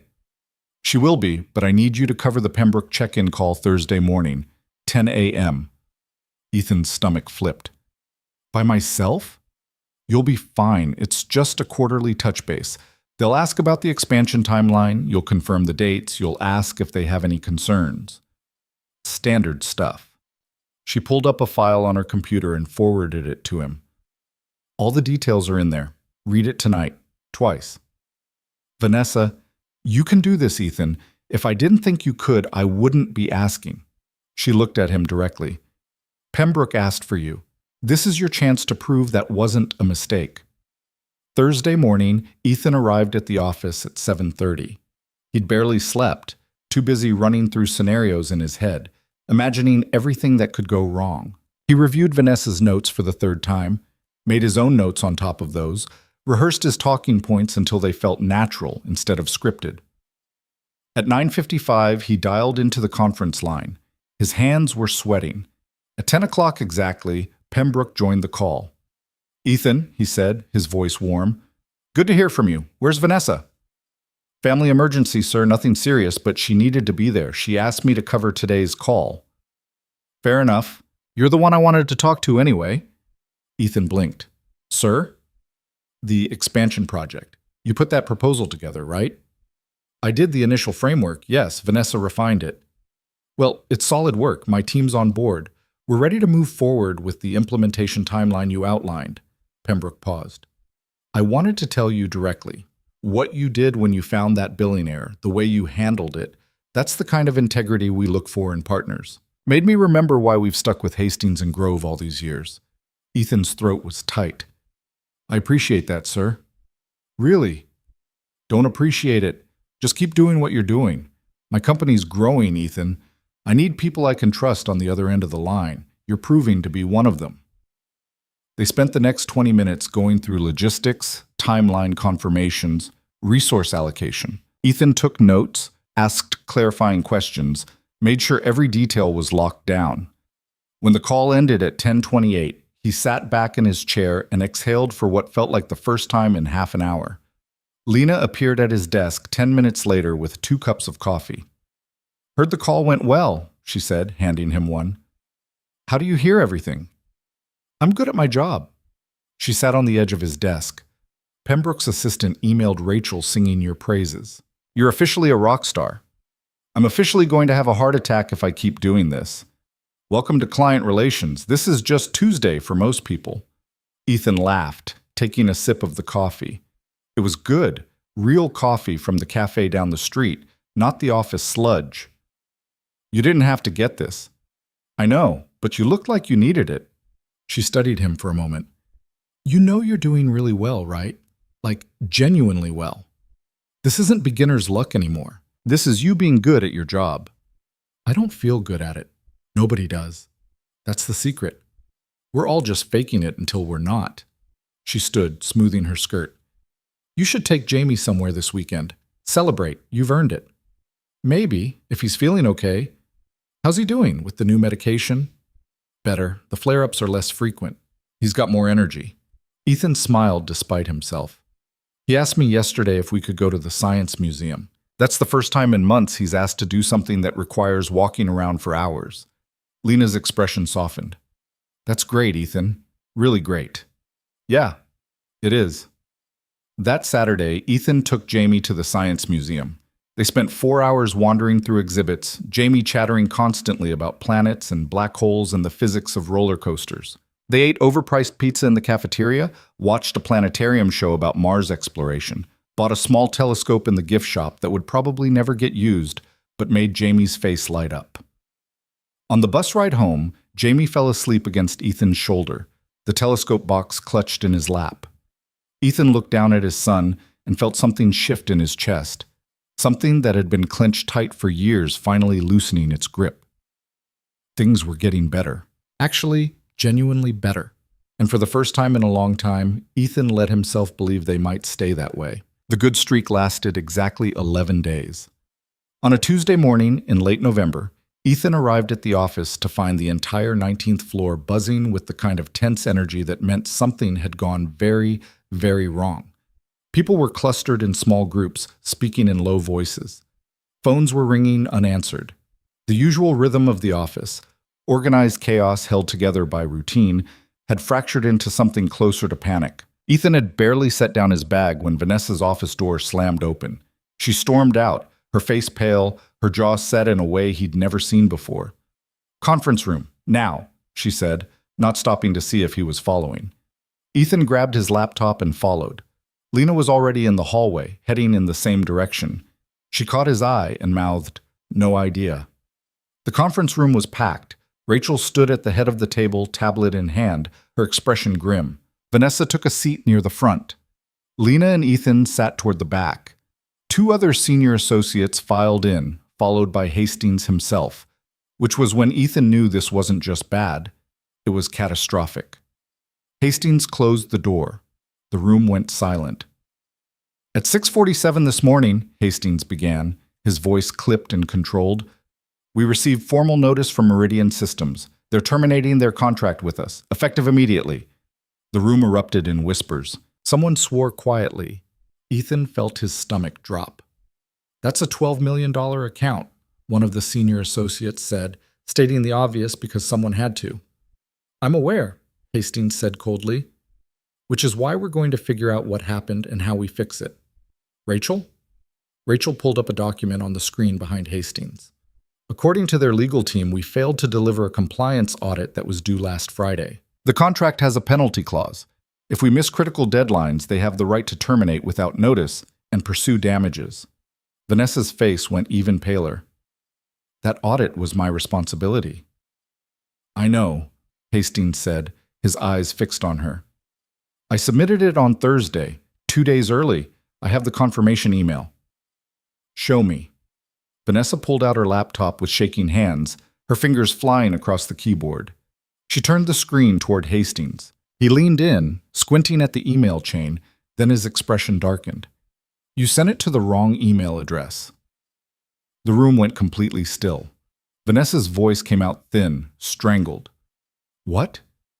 "Their compliance officer changed departments 3 months ago. This email," Hastings tapped the screen, "went to his old address. It's been sitting in a dead inbox for 5 days." Vanessa stared at the screen like it had betrayed her. "I used the contact list, the one in our system, which apparently wasn't updated when he transferred." Hastings straightened, his hands gripping the back of a chair. "The audit never reached the right person. Meridian's legal team is claiming we failed to meet our contractual obligations." "I'll fix it," Vanessa said immediately, her voice cracking. "I'll call them right now. I'll explain." "There's nothing to fix," Hastings interrupted. "They've already signed with Kellerman and Associates. The contract's gone." "Then I'll resign." "No." Hastings' voice was sharp enough to cut. "We don't have time for resignations or blame. We have 24 hours to submit a response to their legal team explaining why they shouldn't pursue damages for breach of contract. If we can't do that convincingly, we're looking at a lawsuit that could cost us 3 times what the contract was worth." He looked around the table, his gaze landing on each person in turn. "I need solutions, not panic, not excuses, not someone falling on their sword. I need a strategy that keeps us out of court and preserves what's left of our reputation." You have until end of business today. Nobody spoke. The weight of what he was asking, what he was demanding, pressed down on the room like physical force. Ethan's mind raced. He thought about the Pembroke situation, about finding the error, about offering a path forward instead of just apologizing, about showing them evidence instead of just making claims. He raised his hand slowly. Every eye in the room turned to him. Hastings' expression was unreadable. Yes, Ethan? What if we prove the email was sent to the correct address at the time it was sent? Vanessa looked at him like he'd started speaking another language. What are you talking about? If their compliance officer changed departments 3 months ago, that means his old email address was still active and listed as the primary contact when you sent the audit.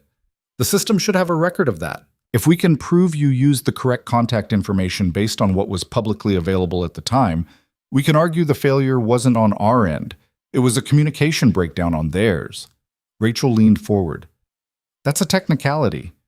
It's a defense, Ethan said, and it buys us time to negotiate instead of just accepting the termination in the lawsuit.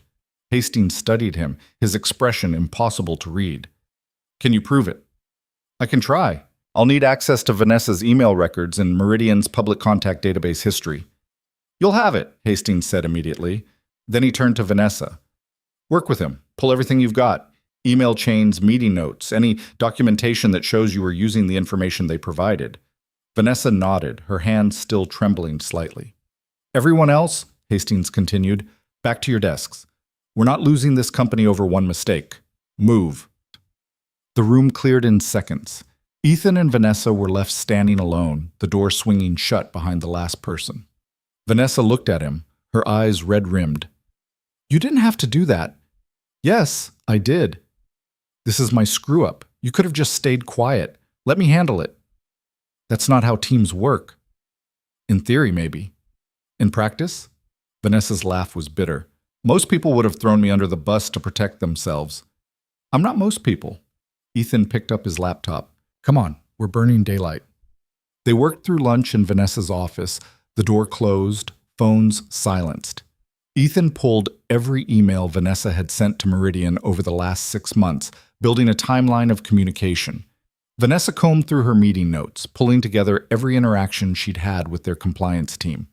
At one point, Lena knocked softly and entered without waiting for permission, setting down sandwiches and water bottles. You need to eat, she said simply. We don't have time, Vanessa said, not looking up from her screen. Make time. You're no good to anyone if you pass out. Lena looked at Ethan. That goes for you too. After she left, Vanessa unwrapped her sandwich mechanically, taking small bites without tasting anything. Ethan did the same, his eyes never leaving his screen. There, he said suddenly, pointing. March 15th. Meridian posted an internal memo about departmental restructuring. It lists the compliance officer's new role, but doesn't update the main contact directory until April 2nd. Vanessa leaned over to look. So when I sent the audit last Thursday, the public directory still had his old email listed as primary contact. You used the information they provided. The breakdown happened on their side, not ours. That's still a thin argument. It's better than nothing, and it's true. Vanessa exhaled slowly, some of the tension leaving her shoulders for the first time all day. Okay, what else do we need? We need to show a pattern. If you've been using that email address for months and they never corrected you, it strengthens the case that the error was theirs for not updating their systems in time. I rotate between 3 different contacts depending on the issue type, Vanessa said, pulling up her sent folder. But compliance issues always went to Darren Mills, that email address. Until it wasn't his email anymore. Until it wasn't, Vanessa repeated quietly. They spent the next 2 hours building a comprehensive timeline. Every email sent to Mills over the past year. Every response received proving the address was active and monitored. Every instance where Meridian's own communications had used that same address, confirming it was their official contact method. By 3 o'clock, they had a document. By 3:30, they had a strategy. Lena appeared in the doorway again. Rachel wants to see what you've got. Conference room in 10. Ethan and Vanessa gathered their materials. As they walked down the hall, Vanessa stopped him with a hand on his arm. Thank you, she said quietly, "for not letting me drown. We're not done yet. I know, but still, thank you." In the conference room, Rachel sat with Hastings and two associates from the legal team Ethan had never met. They looked like they'd been pulled from other projects mid-crisis, tired and annoyed. "Show us what you've got," Hastings said. Ethan pulled up the timeline on the screen, walked them through the email history, the contact directory discrepancy, the internal memo that proved Meridian's systems hadn't been updated when they should have been. Vanessa filled in the context, explaining her communication protocols, showing how she'd followed every standard procedure. When they finished, one of the legal associates leaned back in his chair. "It's circumstantial. A judge might not buy it." "A judge might not have to," Ethan countered. "If we present this to Meridian's legal team before it gets to court, they'll see we have a legitimate defense. That changes the calculation. Suddenly, we're not an easy win. We're a protracted legal battle with uncertain outcomes. Most companies would rather negotiate than litigate if there's any doubt." The other legal associate nodded slowly. "He's right. This isn't bulletproof, but it's enough to make them think twice." Hastings was silent for a long moment, his fingers drumming against the table. Then he turned to Rachel. "Draft a formal response using this framework. I want it on Meridian's general counsel's desk by 7 a.m. tomorrow." "Understood." "Ethan, Vanessa, good work. But we're not out of this yet. Meridian could still dig in." He stood. "Everyone stay on call. If their legal team wants to negotiate, I want us ready to respond immediately." The meeting broke. Ethan walked back to his desk in a daze, the adrenaline starting to wear off and leaving exhaustion in its wake. Lena was waiting at his desk with a cup of coffee. "You look like death." "I feel like death."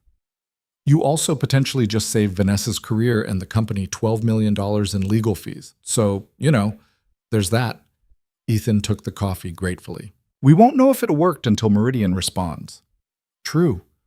But you gave them a fighting chance. That's more than they had this morning." She was right, but Ethan couldn't shake the feeling that they were one wrong move away from everything collapsing. He'd learned enough in the past 2 months to know that in business, nothing was certain until the ink was dry and the money was in the bank. That night, Ethan got home after 8. Jamie was already in bed, Mrs. Kwan snoring softly in the armchair. The TV was on, playing some nature documentary with the sound low. Ethan gently woke Mrs. Kwan and walked her to the door. "Long day?" she asked, gathering her things. "Very long." "You look tired, Ethan. Make sure you rest." "I will. Thank you." After she left, Ethan checked on Jamie. The boy was sound asleep, his breathing steady and even. The new medication was working. No wheezing, no labored breaths. Just normal, healthy sleep. Ethan stood in the doorway for a moment, watching his son, feeling the weight of the day settle on his shoulders. Then he walked to the kitchen, heated up leftover soup, and ate standing at the counter because sitting down felt like too much effort. His phone buzzed. A text from Lena. "Rachel just sent the response to Meridian.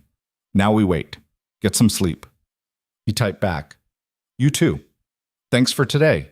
Anytime." Ethan set his phone down and stared at the soup, suddenly not hungry anymore. He dumped it in the sink, washed the bowl, and collapsed onto the couch without even changing out of his work clothes. The next morning, Ethan was at his desk by 7:30, coffee in hand, eyes gritty from too little sleep. The office had that early morning quiet, a few people scattered across desks, the cleaning crew just finishing up, the coffee machines working overtime. By 8, the floor started filling up. By 8:30, the tension was back, thick enough to cut. At 9:47, Rachel's door opened. She stepped out, her expression carefully neutral, and walked straight to Vanessa's office. Ethan watched from his desk, his heart hammering. 10 minutes later, Rachel emerged. She walked to Ethan's desk. "Hastings' office, now!" Ethan stood, his legs unsteady. He followed her down the hall, Vanessa falling into step beside them. Lena appeared from somewhere, joining the procession like she'd been summoned telepathically. In Hastings' office, the man himself stood by the window, looking out at the city. He didn't turn when they entered. "Meridian's general counsel called 20 minutes ago," he said to the glass. "They want to meet, in person, tomorrow at 10. Vanessa's breath caught. They're willing to talk? They're willing to listen. There's a difference. Hastings finally turned to face them.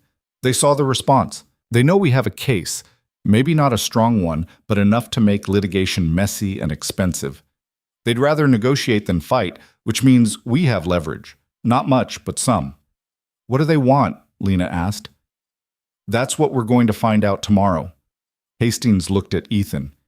You're coming to the meeting. Ethan's mouth went dry. Sir? This was your strategy, your defense. You're going to help sell it. I've only been here 2 months, and in those 2 months you've saved 2 major accounts and potentially prevented a catastrophic lawsuit. Stop underselling yourself.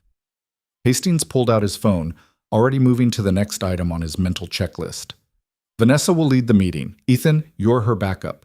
If they push on the technical details, you respond. Clear? Clear. Good. Meeting prep starts at 2 this afternoon. Don't be late. They filed out of the office. In the hallway, Vanessa grabbed Ethan's arm.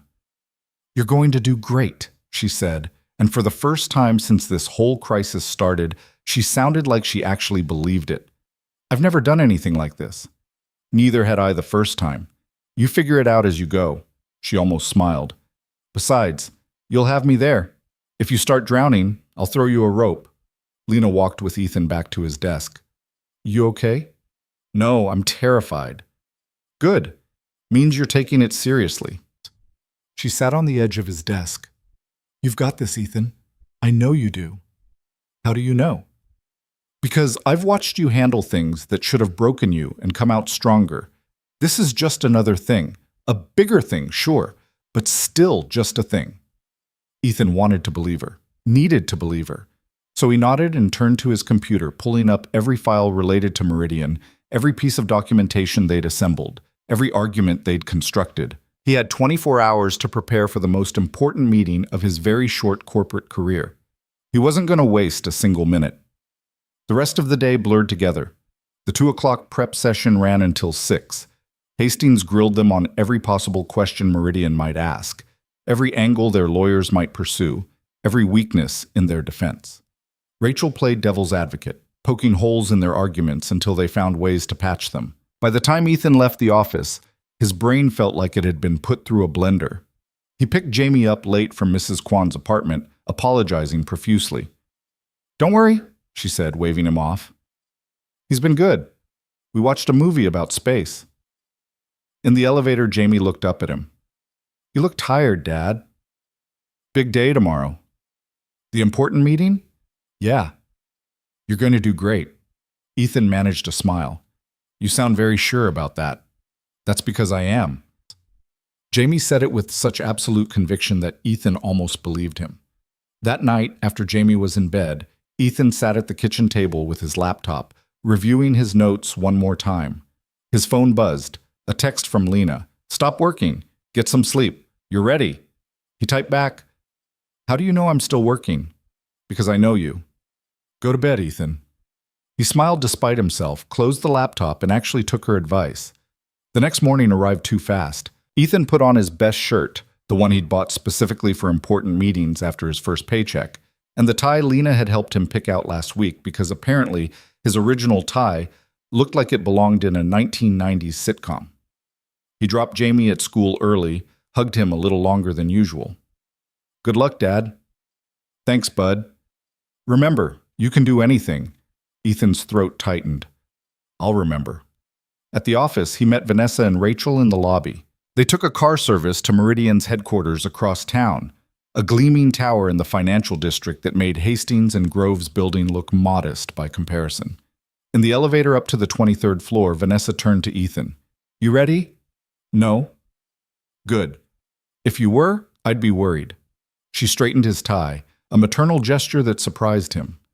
Just remember, we're not here to grovel. We're here to present facts and find a solution. Keep your head up. Okay. The elevator doors opened. They were led to a conference room with floor-to-ceiling windows overlooking the city. 3 people were already seated, a woman in her 50s who introduced herself as Jennifer Aldridge, Meridian's CEO, and 2 men in suits who were clearly lawyers. Aldridge stood and shook their hands, her grip firm and assessing. Thank you for coming. Thank you for meeting with us, Vanessa said smoothly. They sat. Aldridge got straight to business. I've reviewed your response. It's thorough, almost convincing. She leaned forward. But here's my problem. You're asking me to accept that a miscommunication absolves you of missing a critical deadline. That doesn't sit well with me. With respect, Vanessa said, we're not asking you to absolve us. We're showing you that both sides contributed to the breakdown. Your systems weren't updated. Our protocols relied on your information. The failure was systemic, not intentional. And yet the audit didn't reach the right person. That's the bottom line. Ethan spoke up before he could second-guess himself. Ms. Aldridge, can I ask you something? She turned to him, her expression neutral. Go ahead. In the 6 years Vanessa's managed your account, how many other issues have you had? There was a pause. None. Exactly, because she's good at what she does. Because she's built a relationship with your team based on reliability and trust. One communication error, one that happened because information wasn't properly updated on either side, doesn't erase 6 years of solid work. Aldridge studied him. Who are you? Ethan Cole. I work with Vanessa on your account. How long have you been with Hastings and Grove? Ethan met her eyes. 2 months. One of the lawyers laughed, short and derisive. Aldridge silenced him with a look. 2 months, she repeated, and you're here defending a contract worth $12 million. I'm here because I believe in doing right by people. Your company trusted us for 6 years. That trust was built on Vanessa's work, her consistency, her integrity. We made a mistake, a real one, but we owned it immediately. We didn't hide it, we didn't make excuses, and we came to you with evidence and a willingness to make it right. That's what partnerships are supposed to look like. The room went quiet. Aldridge leaned back in her chair, her fingers drumming on the armrest. You make a compelling argument, Mr. Cole. I'm just telling you the truth. She looked at her lawyers. They exchanged glances, some silent communication passing between them. All right, Aldridge said finally. Here's what I'm willing to do. I'll put the termination on hold for 90 days. During that time, you'll resubmit the compliance audit, properly this time, and we'll evaluate whether the relationship is worth continuing. That's generous, Vanessa said carefully. But our team would need assurance that we're not just delaying the inevitable. If we're going to invest in rebuilding this relationship, we need to know you're actually considering keeping us on. Fair point. Aldridge pulled out her phone, tapped something quickly. I'm CCing you on an email to our legal team. It suspends termination proceedings and initiates a 90-day review period. If you meet every deadline, if communication improves on both sides, and if we see the same level of service we've had for the past 6 years, we'll renew, with updated contact protocols on our end to make sure this doesn't happen again. Vanessa's shoulders relaxed for the first time in 48 hours. Thank you. Don't thank me yet. You've got 90 days to prove this was an anomaly, not a pattern. Don't waste them. They left the building 20 minutes later with a signed agreement in Rachel's bag and the weight of the world slightly lifted from Vanessa's shoulders. In the car back to the office, Vanessa turned to Ethan.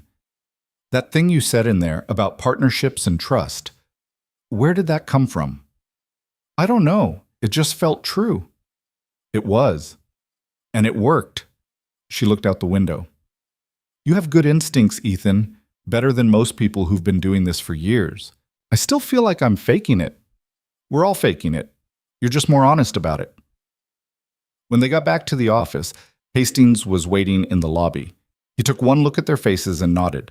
Conference room. Debrief. Now.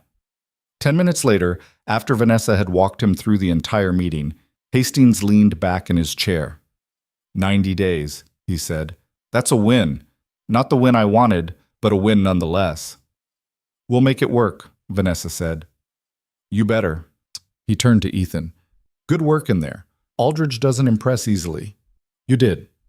Thank you, sir. Don't let it go to your head. You've still got 89 days to prove this wasn't luck. But he was almost smiling when he said it. That evening, Ethan picked Jamie up from school and took him out for pizza. Real pizza. From the good place, not the cheap chain. We're celebrating, he told Jamie. Did you win? Sort of. We didn't lose. That counts, Jamie grinned. I knew you'd do it. How did you know? Because you're my dad. You always figure it out. Ethan looked at his son across the booth, this small, brilliant, impossible kid who believed in him even when he didn't believe in himself, and felt something settle in his chest. "Yeah," he said quietly. "I guess I do." Later that night, after Jamie was asleep, Ethan's phone buzzed. A text from Lena. "Heard it went well. Proud of you." He smiled and typed back, "Thanks. Couldn't have done it without your coffee delivery yesterday." Her response came quickly. "That's what friends are for. Also, you totally could have. But I'm glad I helped anyway." "Friends, huh?" A pause. Then, "Yeah, friends. Unless you want to grab dinner this weekend and see if we can upgrade that designation." Ethan stared at the message for a long moment, his heart doing something complicated in his chest. Then he typed, "I'd like that." "Good. It's a date, literally." He set the phone down, smiling like an idiot, and let himself feel something he hadn't felt in years. Hope. Real, tangible, terrifying hope. And for once, he didn't try to talk himself out of it.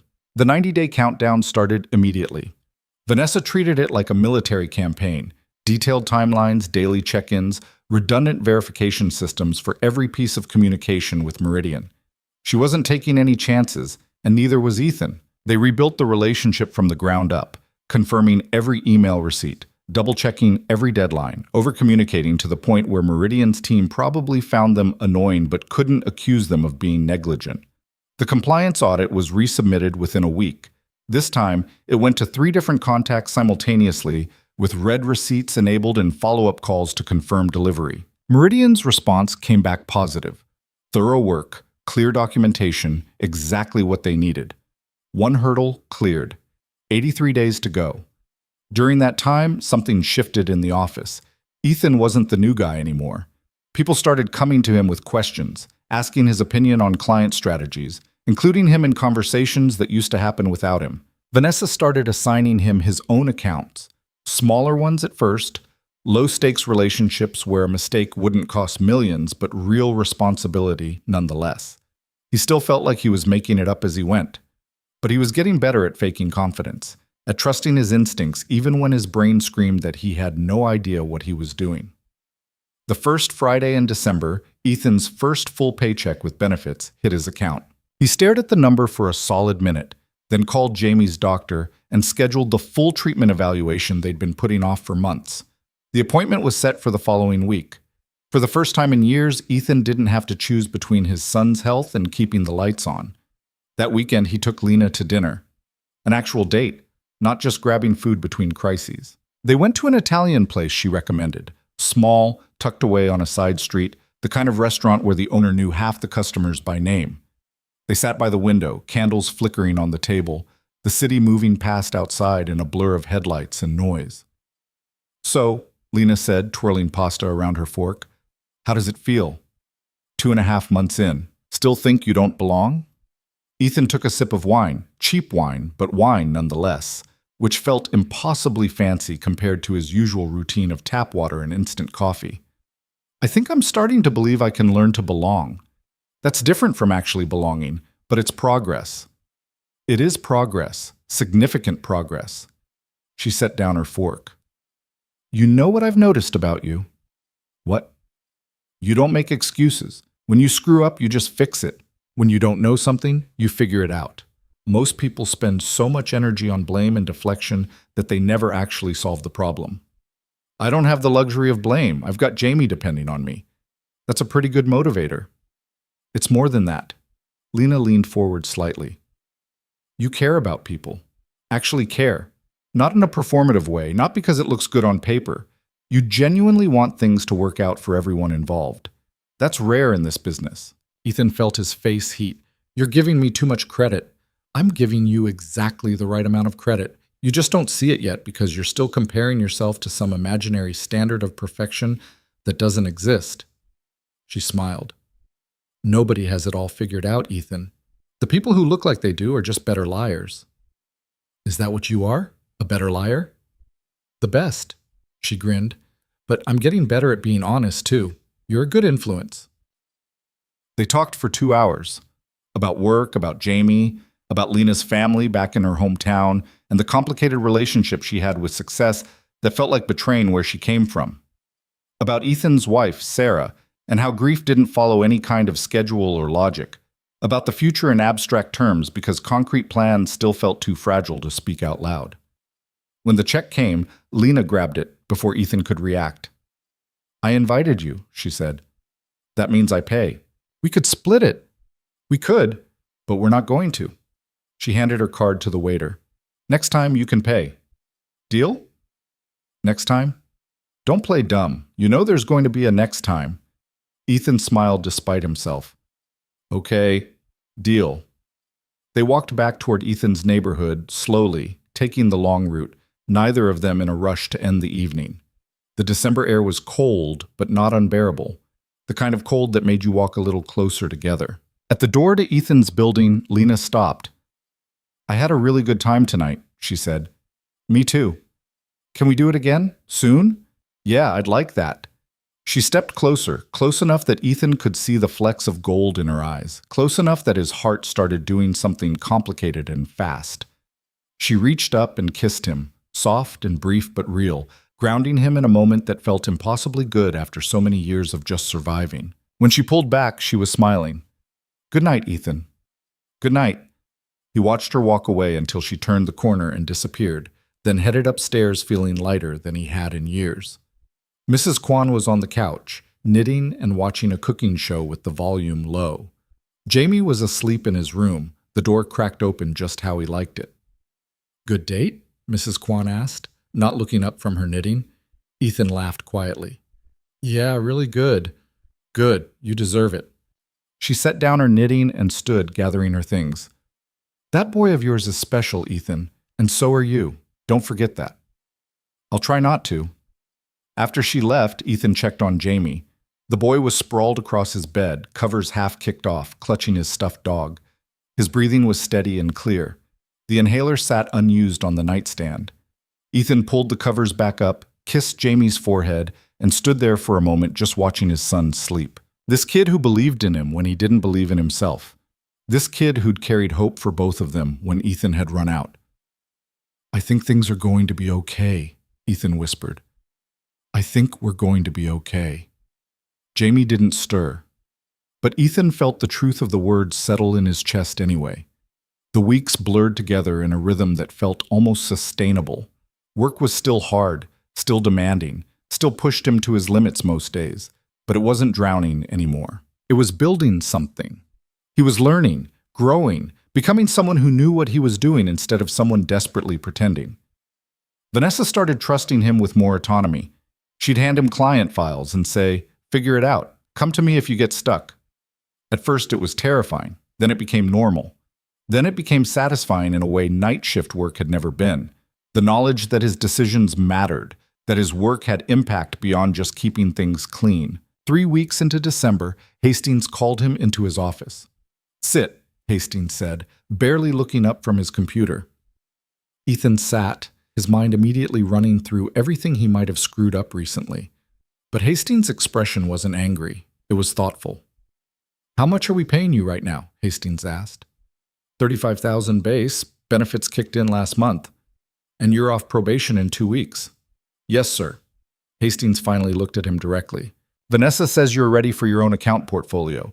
Full client management, not just backup work." Ethan's pulse spiked. "She said that?" "She did. She also said you're one of the fastest learners she's worked with in 15 years. Hastings leaned back. "I'm inclined to agree. So here's what's happening. When probation ends, you're moving to full salary.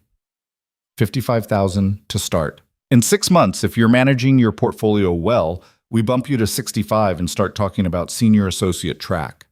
Ethan couldn't find words. His brain had stopped processing language. "That work for you?" Hastings asked. "Yes. Yes, sir, absolutely." "Good. Don't make me regret it." Hastings turned back to his computer. "Now get out. I have actual work to do." Ethan stood, his legs unsteady. "Thank you, sir. Really. Thank me by doing your job well. That's all I want." Ethan left the office in a daze. He made it back to his desk and sat down, staring at his computer screen without seeing it. Lena appeared beside him 5 minutes later. You look weird. Good weird or bad weird? Hastings just offered me full salary and my own client portfolio.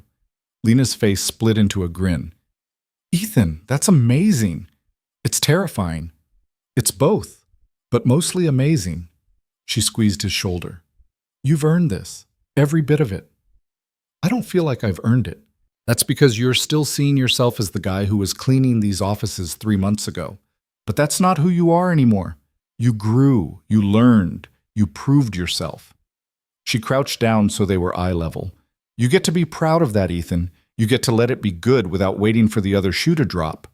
He looked at her, this person who'd believed in him from the start, who'd pushed him forward when he wanted to retreat. Thank you for everything. You're welcome. Now let's get lunch. You're buying, future senior associate. They grabbed sandwiches from the deli down the street and ate in the small park 2 blocks from the office, sitting on a bench despite the December cold. Around them, the city moved at its usual frantic pace, but for a few minutes, everything felt still. Jamie's appointment is tomorrow, Ethan said, breaking the comfortable silence. The treatment evaluation? Yeah, the doctor said with the new medication and the therapy plan he's recommending, Jamie could be looking at normal lung function within a year. Maybe less. Lena turned to look at him. That's incredible. It feels impossible. 3 months ago, I was rationing his medication because I couldn't afford refills. Now he's going to get actual treatment, real treatment that might actually fix things instead of just managing symptoms. Ethan's voice cracked slightly.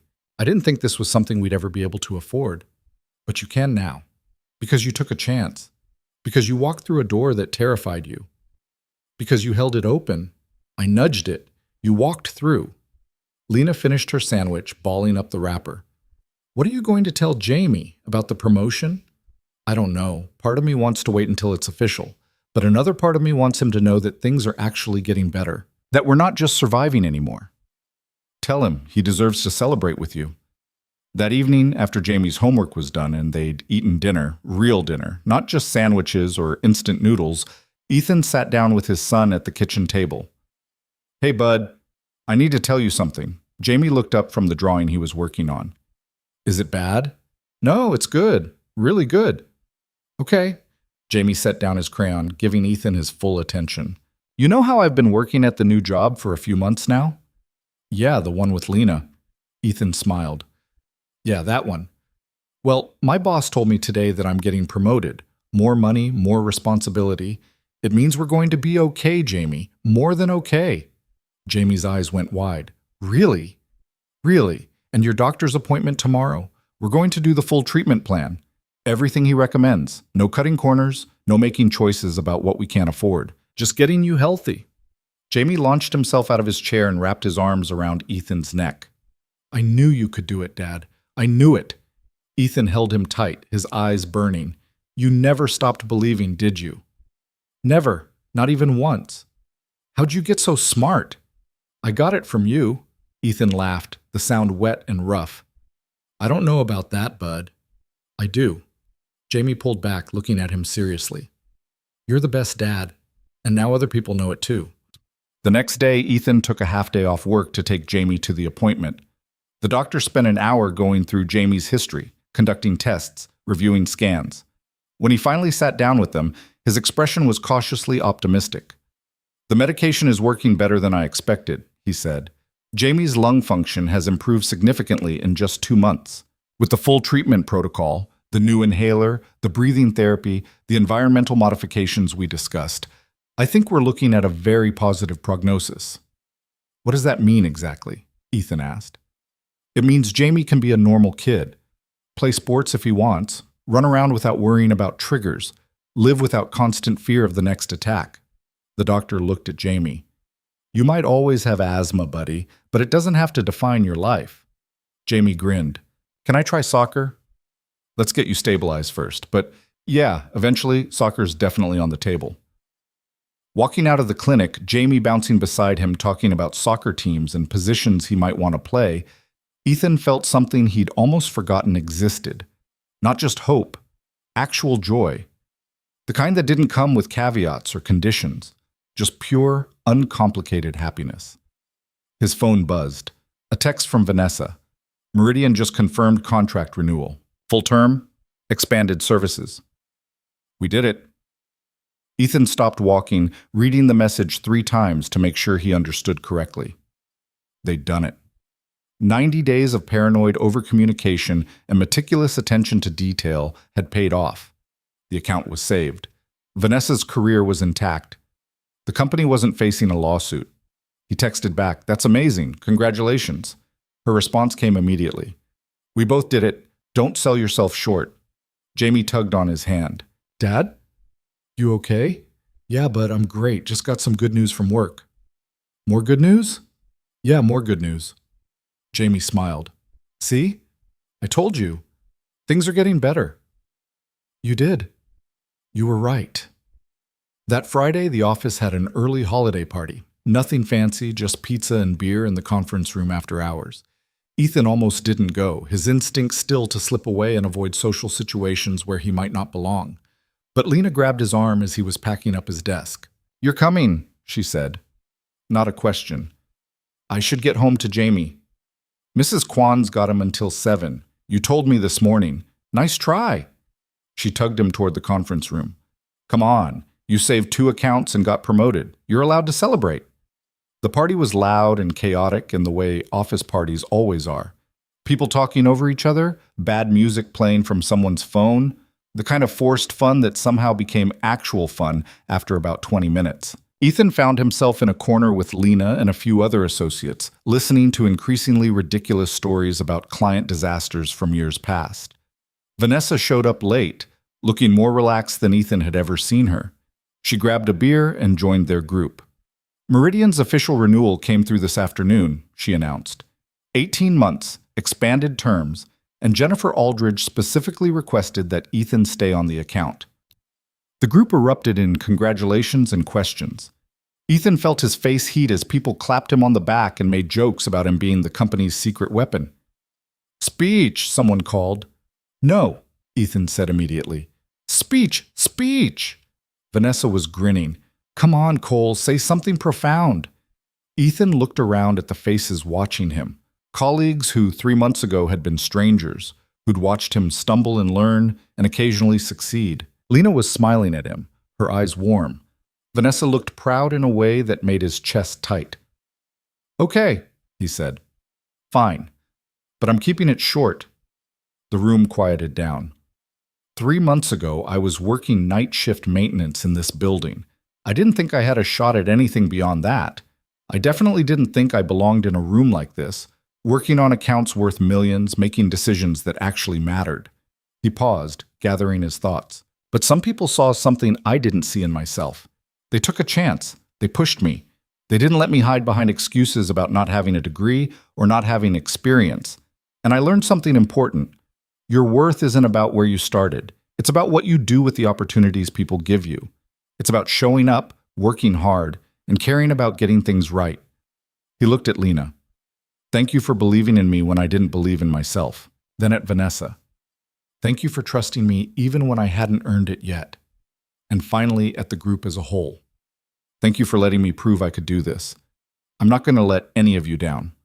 There was a moment of silence, then someone started clapping.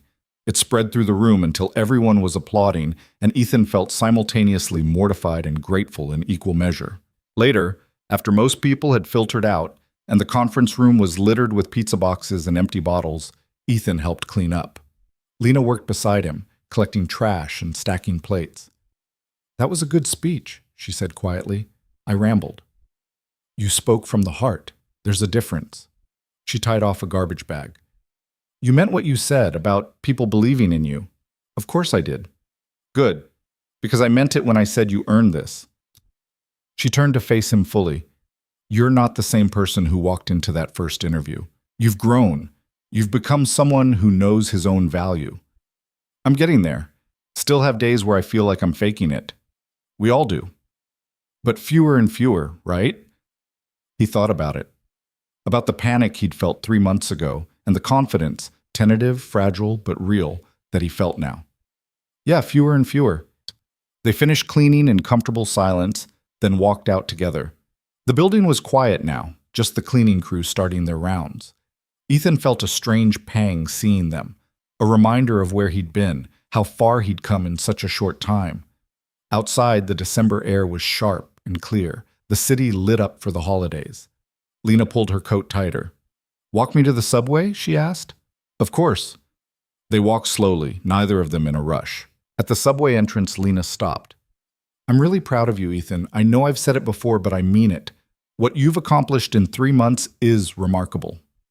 "I had help, a lot of help." "Everyone has help. Not everyone uses it the way you did." She stepped closer.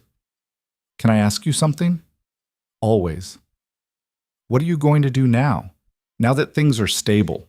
Now that Jamie's getting treatment and you've got the job and the salary? What comes next?" Ethan hadn't let himself think that far ahead. The future had always been about survival, about making it to the next paycheck, the next doctor's appointment, the next crisis. The idea of a future beyond that felt foreign. "I don't know," he admitted. "I haven't thought about it." "Then start thinking about it, because you've earned the right to have dreams again. Real ones, not just hopes that things won't fall apart." She kissed him goodnight, longer this time, more certain, and disappeared down the subway stairs. Ethan stood there for a moment, watching the city move around him, feeling the weight of her words settle somewhere deep. What did he want? Beyond survival, beyond just keeping Jamie healthy and the bills paid, what did he actually want for his life? The answer came slowly, piece by piece. He wanted Jamie to grow up without fear, without the constant worry that one medical emergency would destroy them. He wanted to be good at his job, not just adequate, but actually skilled. He wanted to build something with Lena, see where this thing between them could go. He wanted to stop feeling like an imposter and start feeling like he belonged. He wanted a life that was about more than just getting by. For the first time in years, that felt possible. On Christmas Eve, Ethan and Jamie decorated their small apartment with lights and a tiny tree from the discount lot. They made cookies using a recipe Sarah had loved, and Jamie talked nonstop about soccer and space and the science project he was planning for school. After Jamie was in bed, Ethan sat on the couch with a cup of coffee, looking at the tree lights and thinking about everything that had changed. His phone buzzed. A text from Lena. "Merry Christmas Eve. Hope you and Jamie are having a good night." He typed back. "We are. Thank you. Merry Christmas to you too. See you Monday. Don't work over the holiday." "I'll try not to." "Ethan, yeah? You did good this year. Really good." He smiled, staring at the message for a long moment before responding. "We did good. Couldn't have done it without you. Team effort. Now go spend time with your kid." Ethan set the phone down and walked to Jamie's room. The boy was asleep. The telescope they'd bought from the museum months ago sitting in the corner, still in its box because they hadn't had time to set it up yet. "We'll set it up this weekend," Ethan whispered. "I promise." He stood there watching Jamie sleep, feeling the full weight of gratitude and relief and hope all tangled together in his chest. 3 months ago, he'd been a night shift janitor with no prospects and a son whose medical bills were crushing them both. Now, he had a career, a future, the promise of Jamie's health improving, and someone who looked at him like he mattered. It wasn't perfect. There would be more challenges, more moments of doubt, more times when he'd feel like he was in over his head, but he'd learned something crucial over these past 3 months. He could handle it. He could learn, adapt, grow. He could be more than he thought he was. The turning point hadn't been the job offer or the promotion or even the salary increase, though those mattered. The turning point had been the moment he chose to walk through that door, despite being terrified. The moment he decided to try instead of accepting that people like him didn't get opportunities like that. Everything that came after, the success, the relationships, the stability, all of it stemmed from that single choice to stop making himself small. On Monday morning, Ethan walked into the building through the front door, badge already in hand, nodding to the security guard who now knew him by name. He took the elevator to 19, grabbed coffee from the good machine instead of the basement sludge, and sat down at his desk that now had his nameplate on it. Vanessa stopped by at 9 with a stack of files. "New client," she said, dropping them on his desk. "Tech startup, growing fast, needs someone who can scale with them. I think you're ready." "By myself?" "With oversight. But it's your account, your responsibility. She almost smiled. Don't screw it up. I'll do my best. Your best has been pretty damn good so far. Keep it up. At lunch, Lena joined him in the break room. They ate sandwiches and talked about weekend plans and Jamie's upcoming soccer tryouts in the spring. He's really excited, Ethan said. I've never seen him this energized about something physical. Usually he's all books and science kits. Kids surprise you. Just when you think you know who they are, they show you something new. Lena finished her sandwich. You should come over for dinner this week. I'll cook. You and Jamie both. You sure? Positive. I make a mean lasagna. Jamie will love it. Okay, yeah, that sounds great. They smiled at each other across the table, and Ethan felt that now familiar flutter in his chest. The one that said this was real, this mattered, this was something worth protecting. That evening, he picked Jamie up from school, and they walked home slowly, Jamie chattering about his day, about the book he was reading, about the friend he'd made who also liked space. Dad? Jamie said as they climbed the stairs to their apartment. Yeah, bud? Are you happy? Ethan stopped on the landing, looking down at his son. Yeah, Jamie, I really am. Good. You deserve to be happy. Ethan's throat closed up. He crouched down. You know what I realized? What? That note you gave me. The one that said I could do anything. You were right. I know I was right, Jamie grinned. I'm always right. Don't let it go to your head. Too late. Ethan laughed and pulled him into a hug. I love you, kid. Love you too, Dad. They went inside, made dinner together, did homework, watched a documentary about Mars that Jamie had been asking to see for weeks.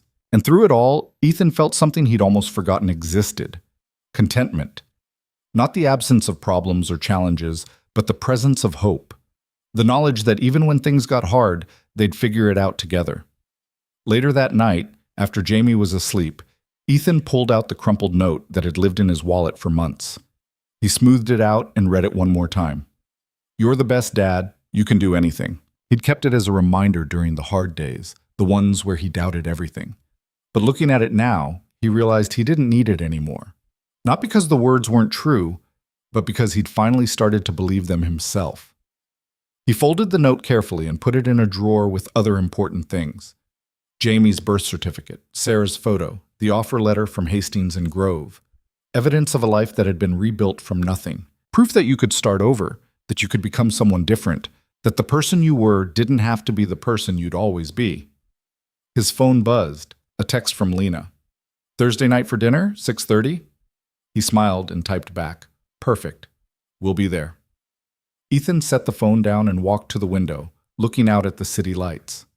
Somewhere out there, other people were fighting their own battles, trying to survive, wondering if things would ever get better. He couldn't help them all. But maybe, by showing up every day and doing his job well, and raising Jamie to believe in himself, he was helping in some small way. Maybe that was enough. Maybe he was enough. For the first time in longer than he could remember, Ethan truly believed that. He turned away from the window and headed to bed, ready for whatever tomorrow brought. Because tomorrow wasn't something to fear anymore. It was something to build toward, something full of possibility instead of just obligation.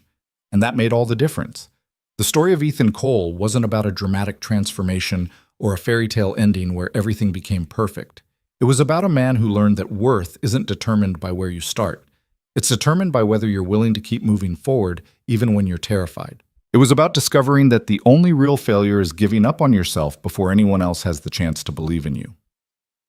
Ethan had walked through a door he didn't think he deserved to enter.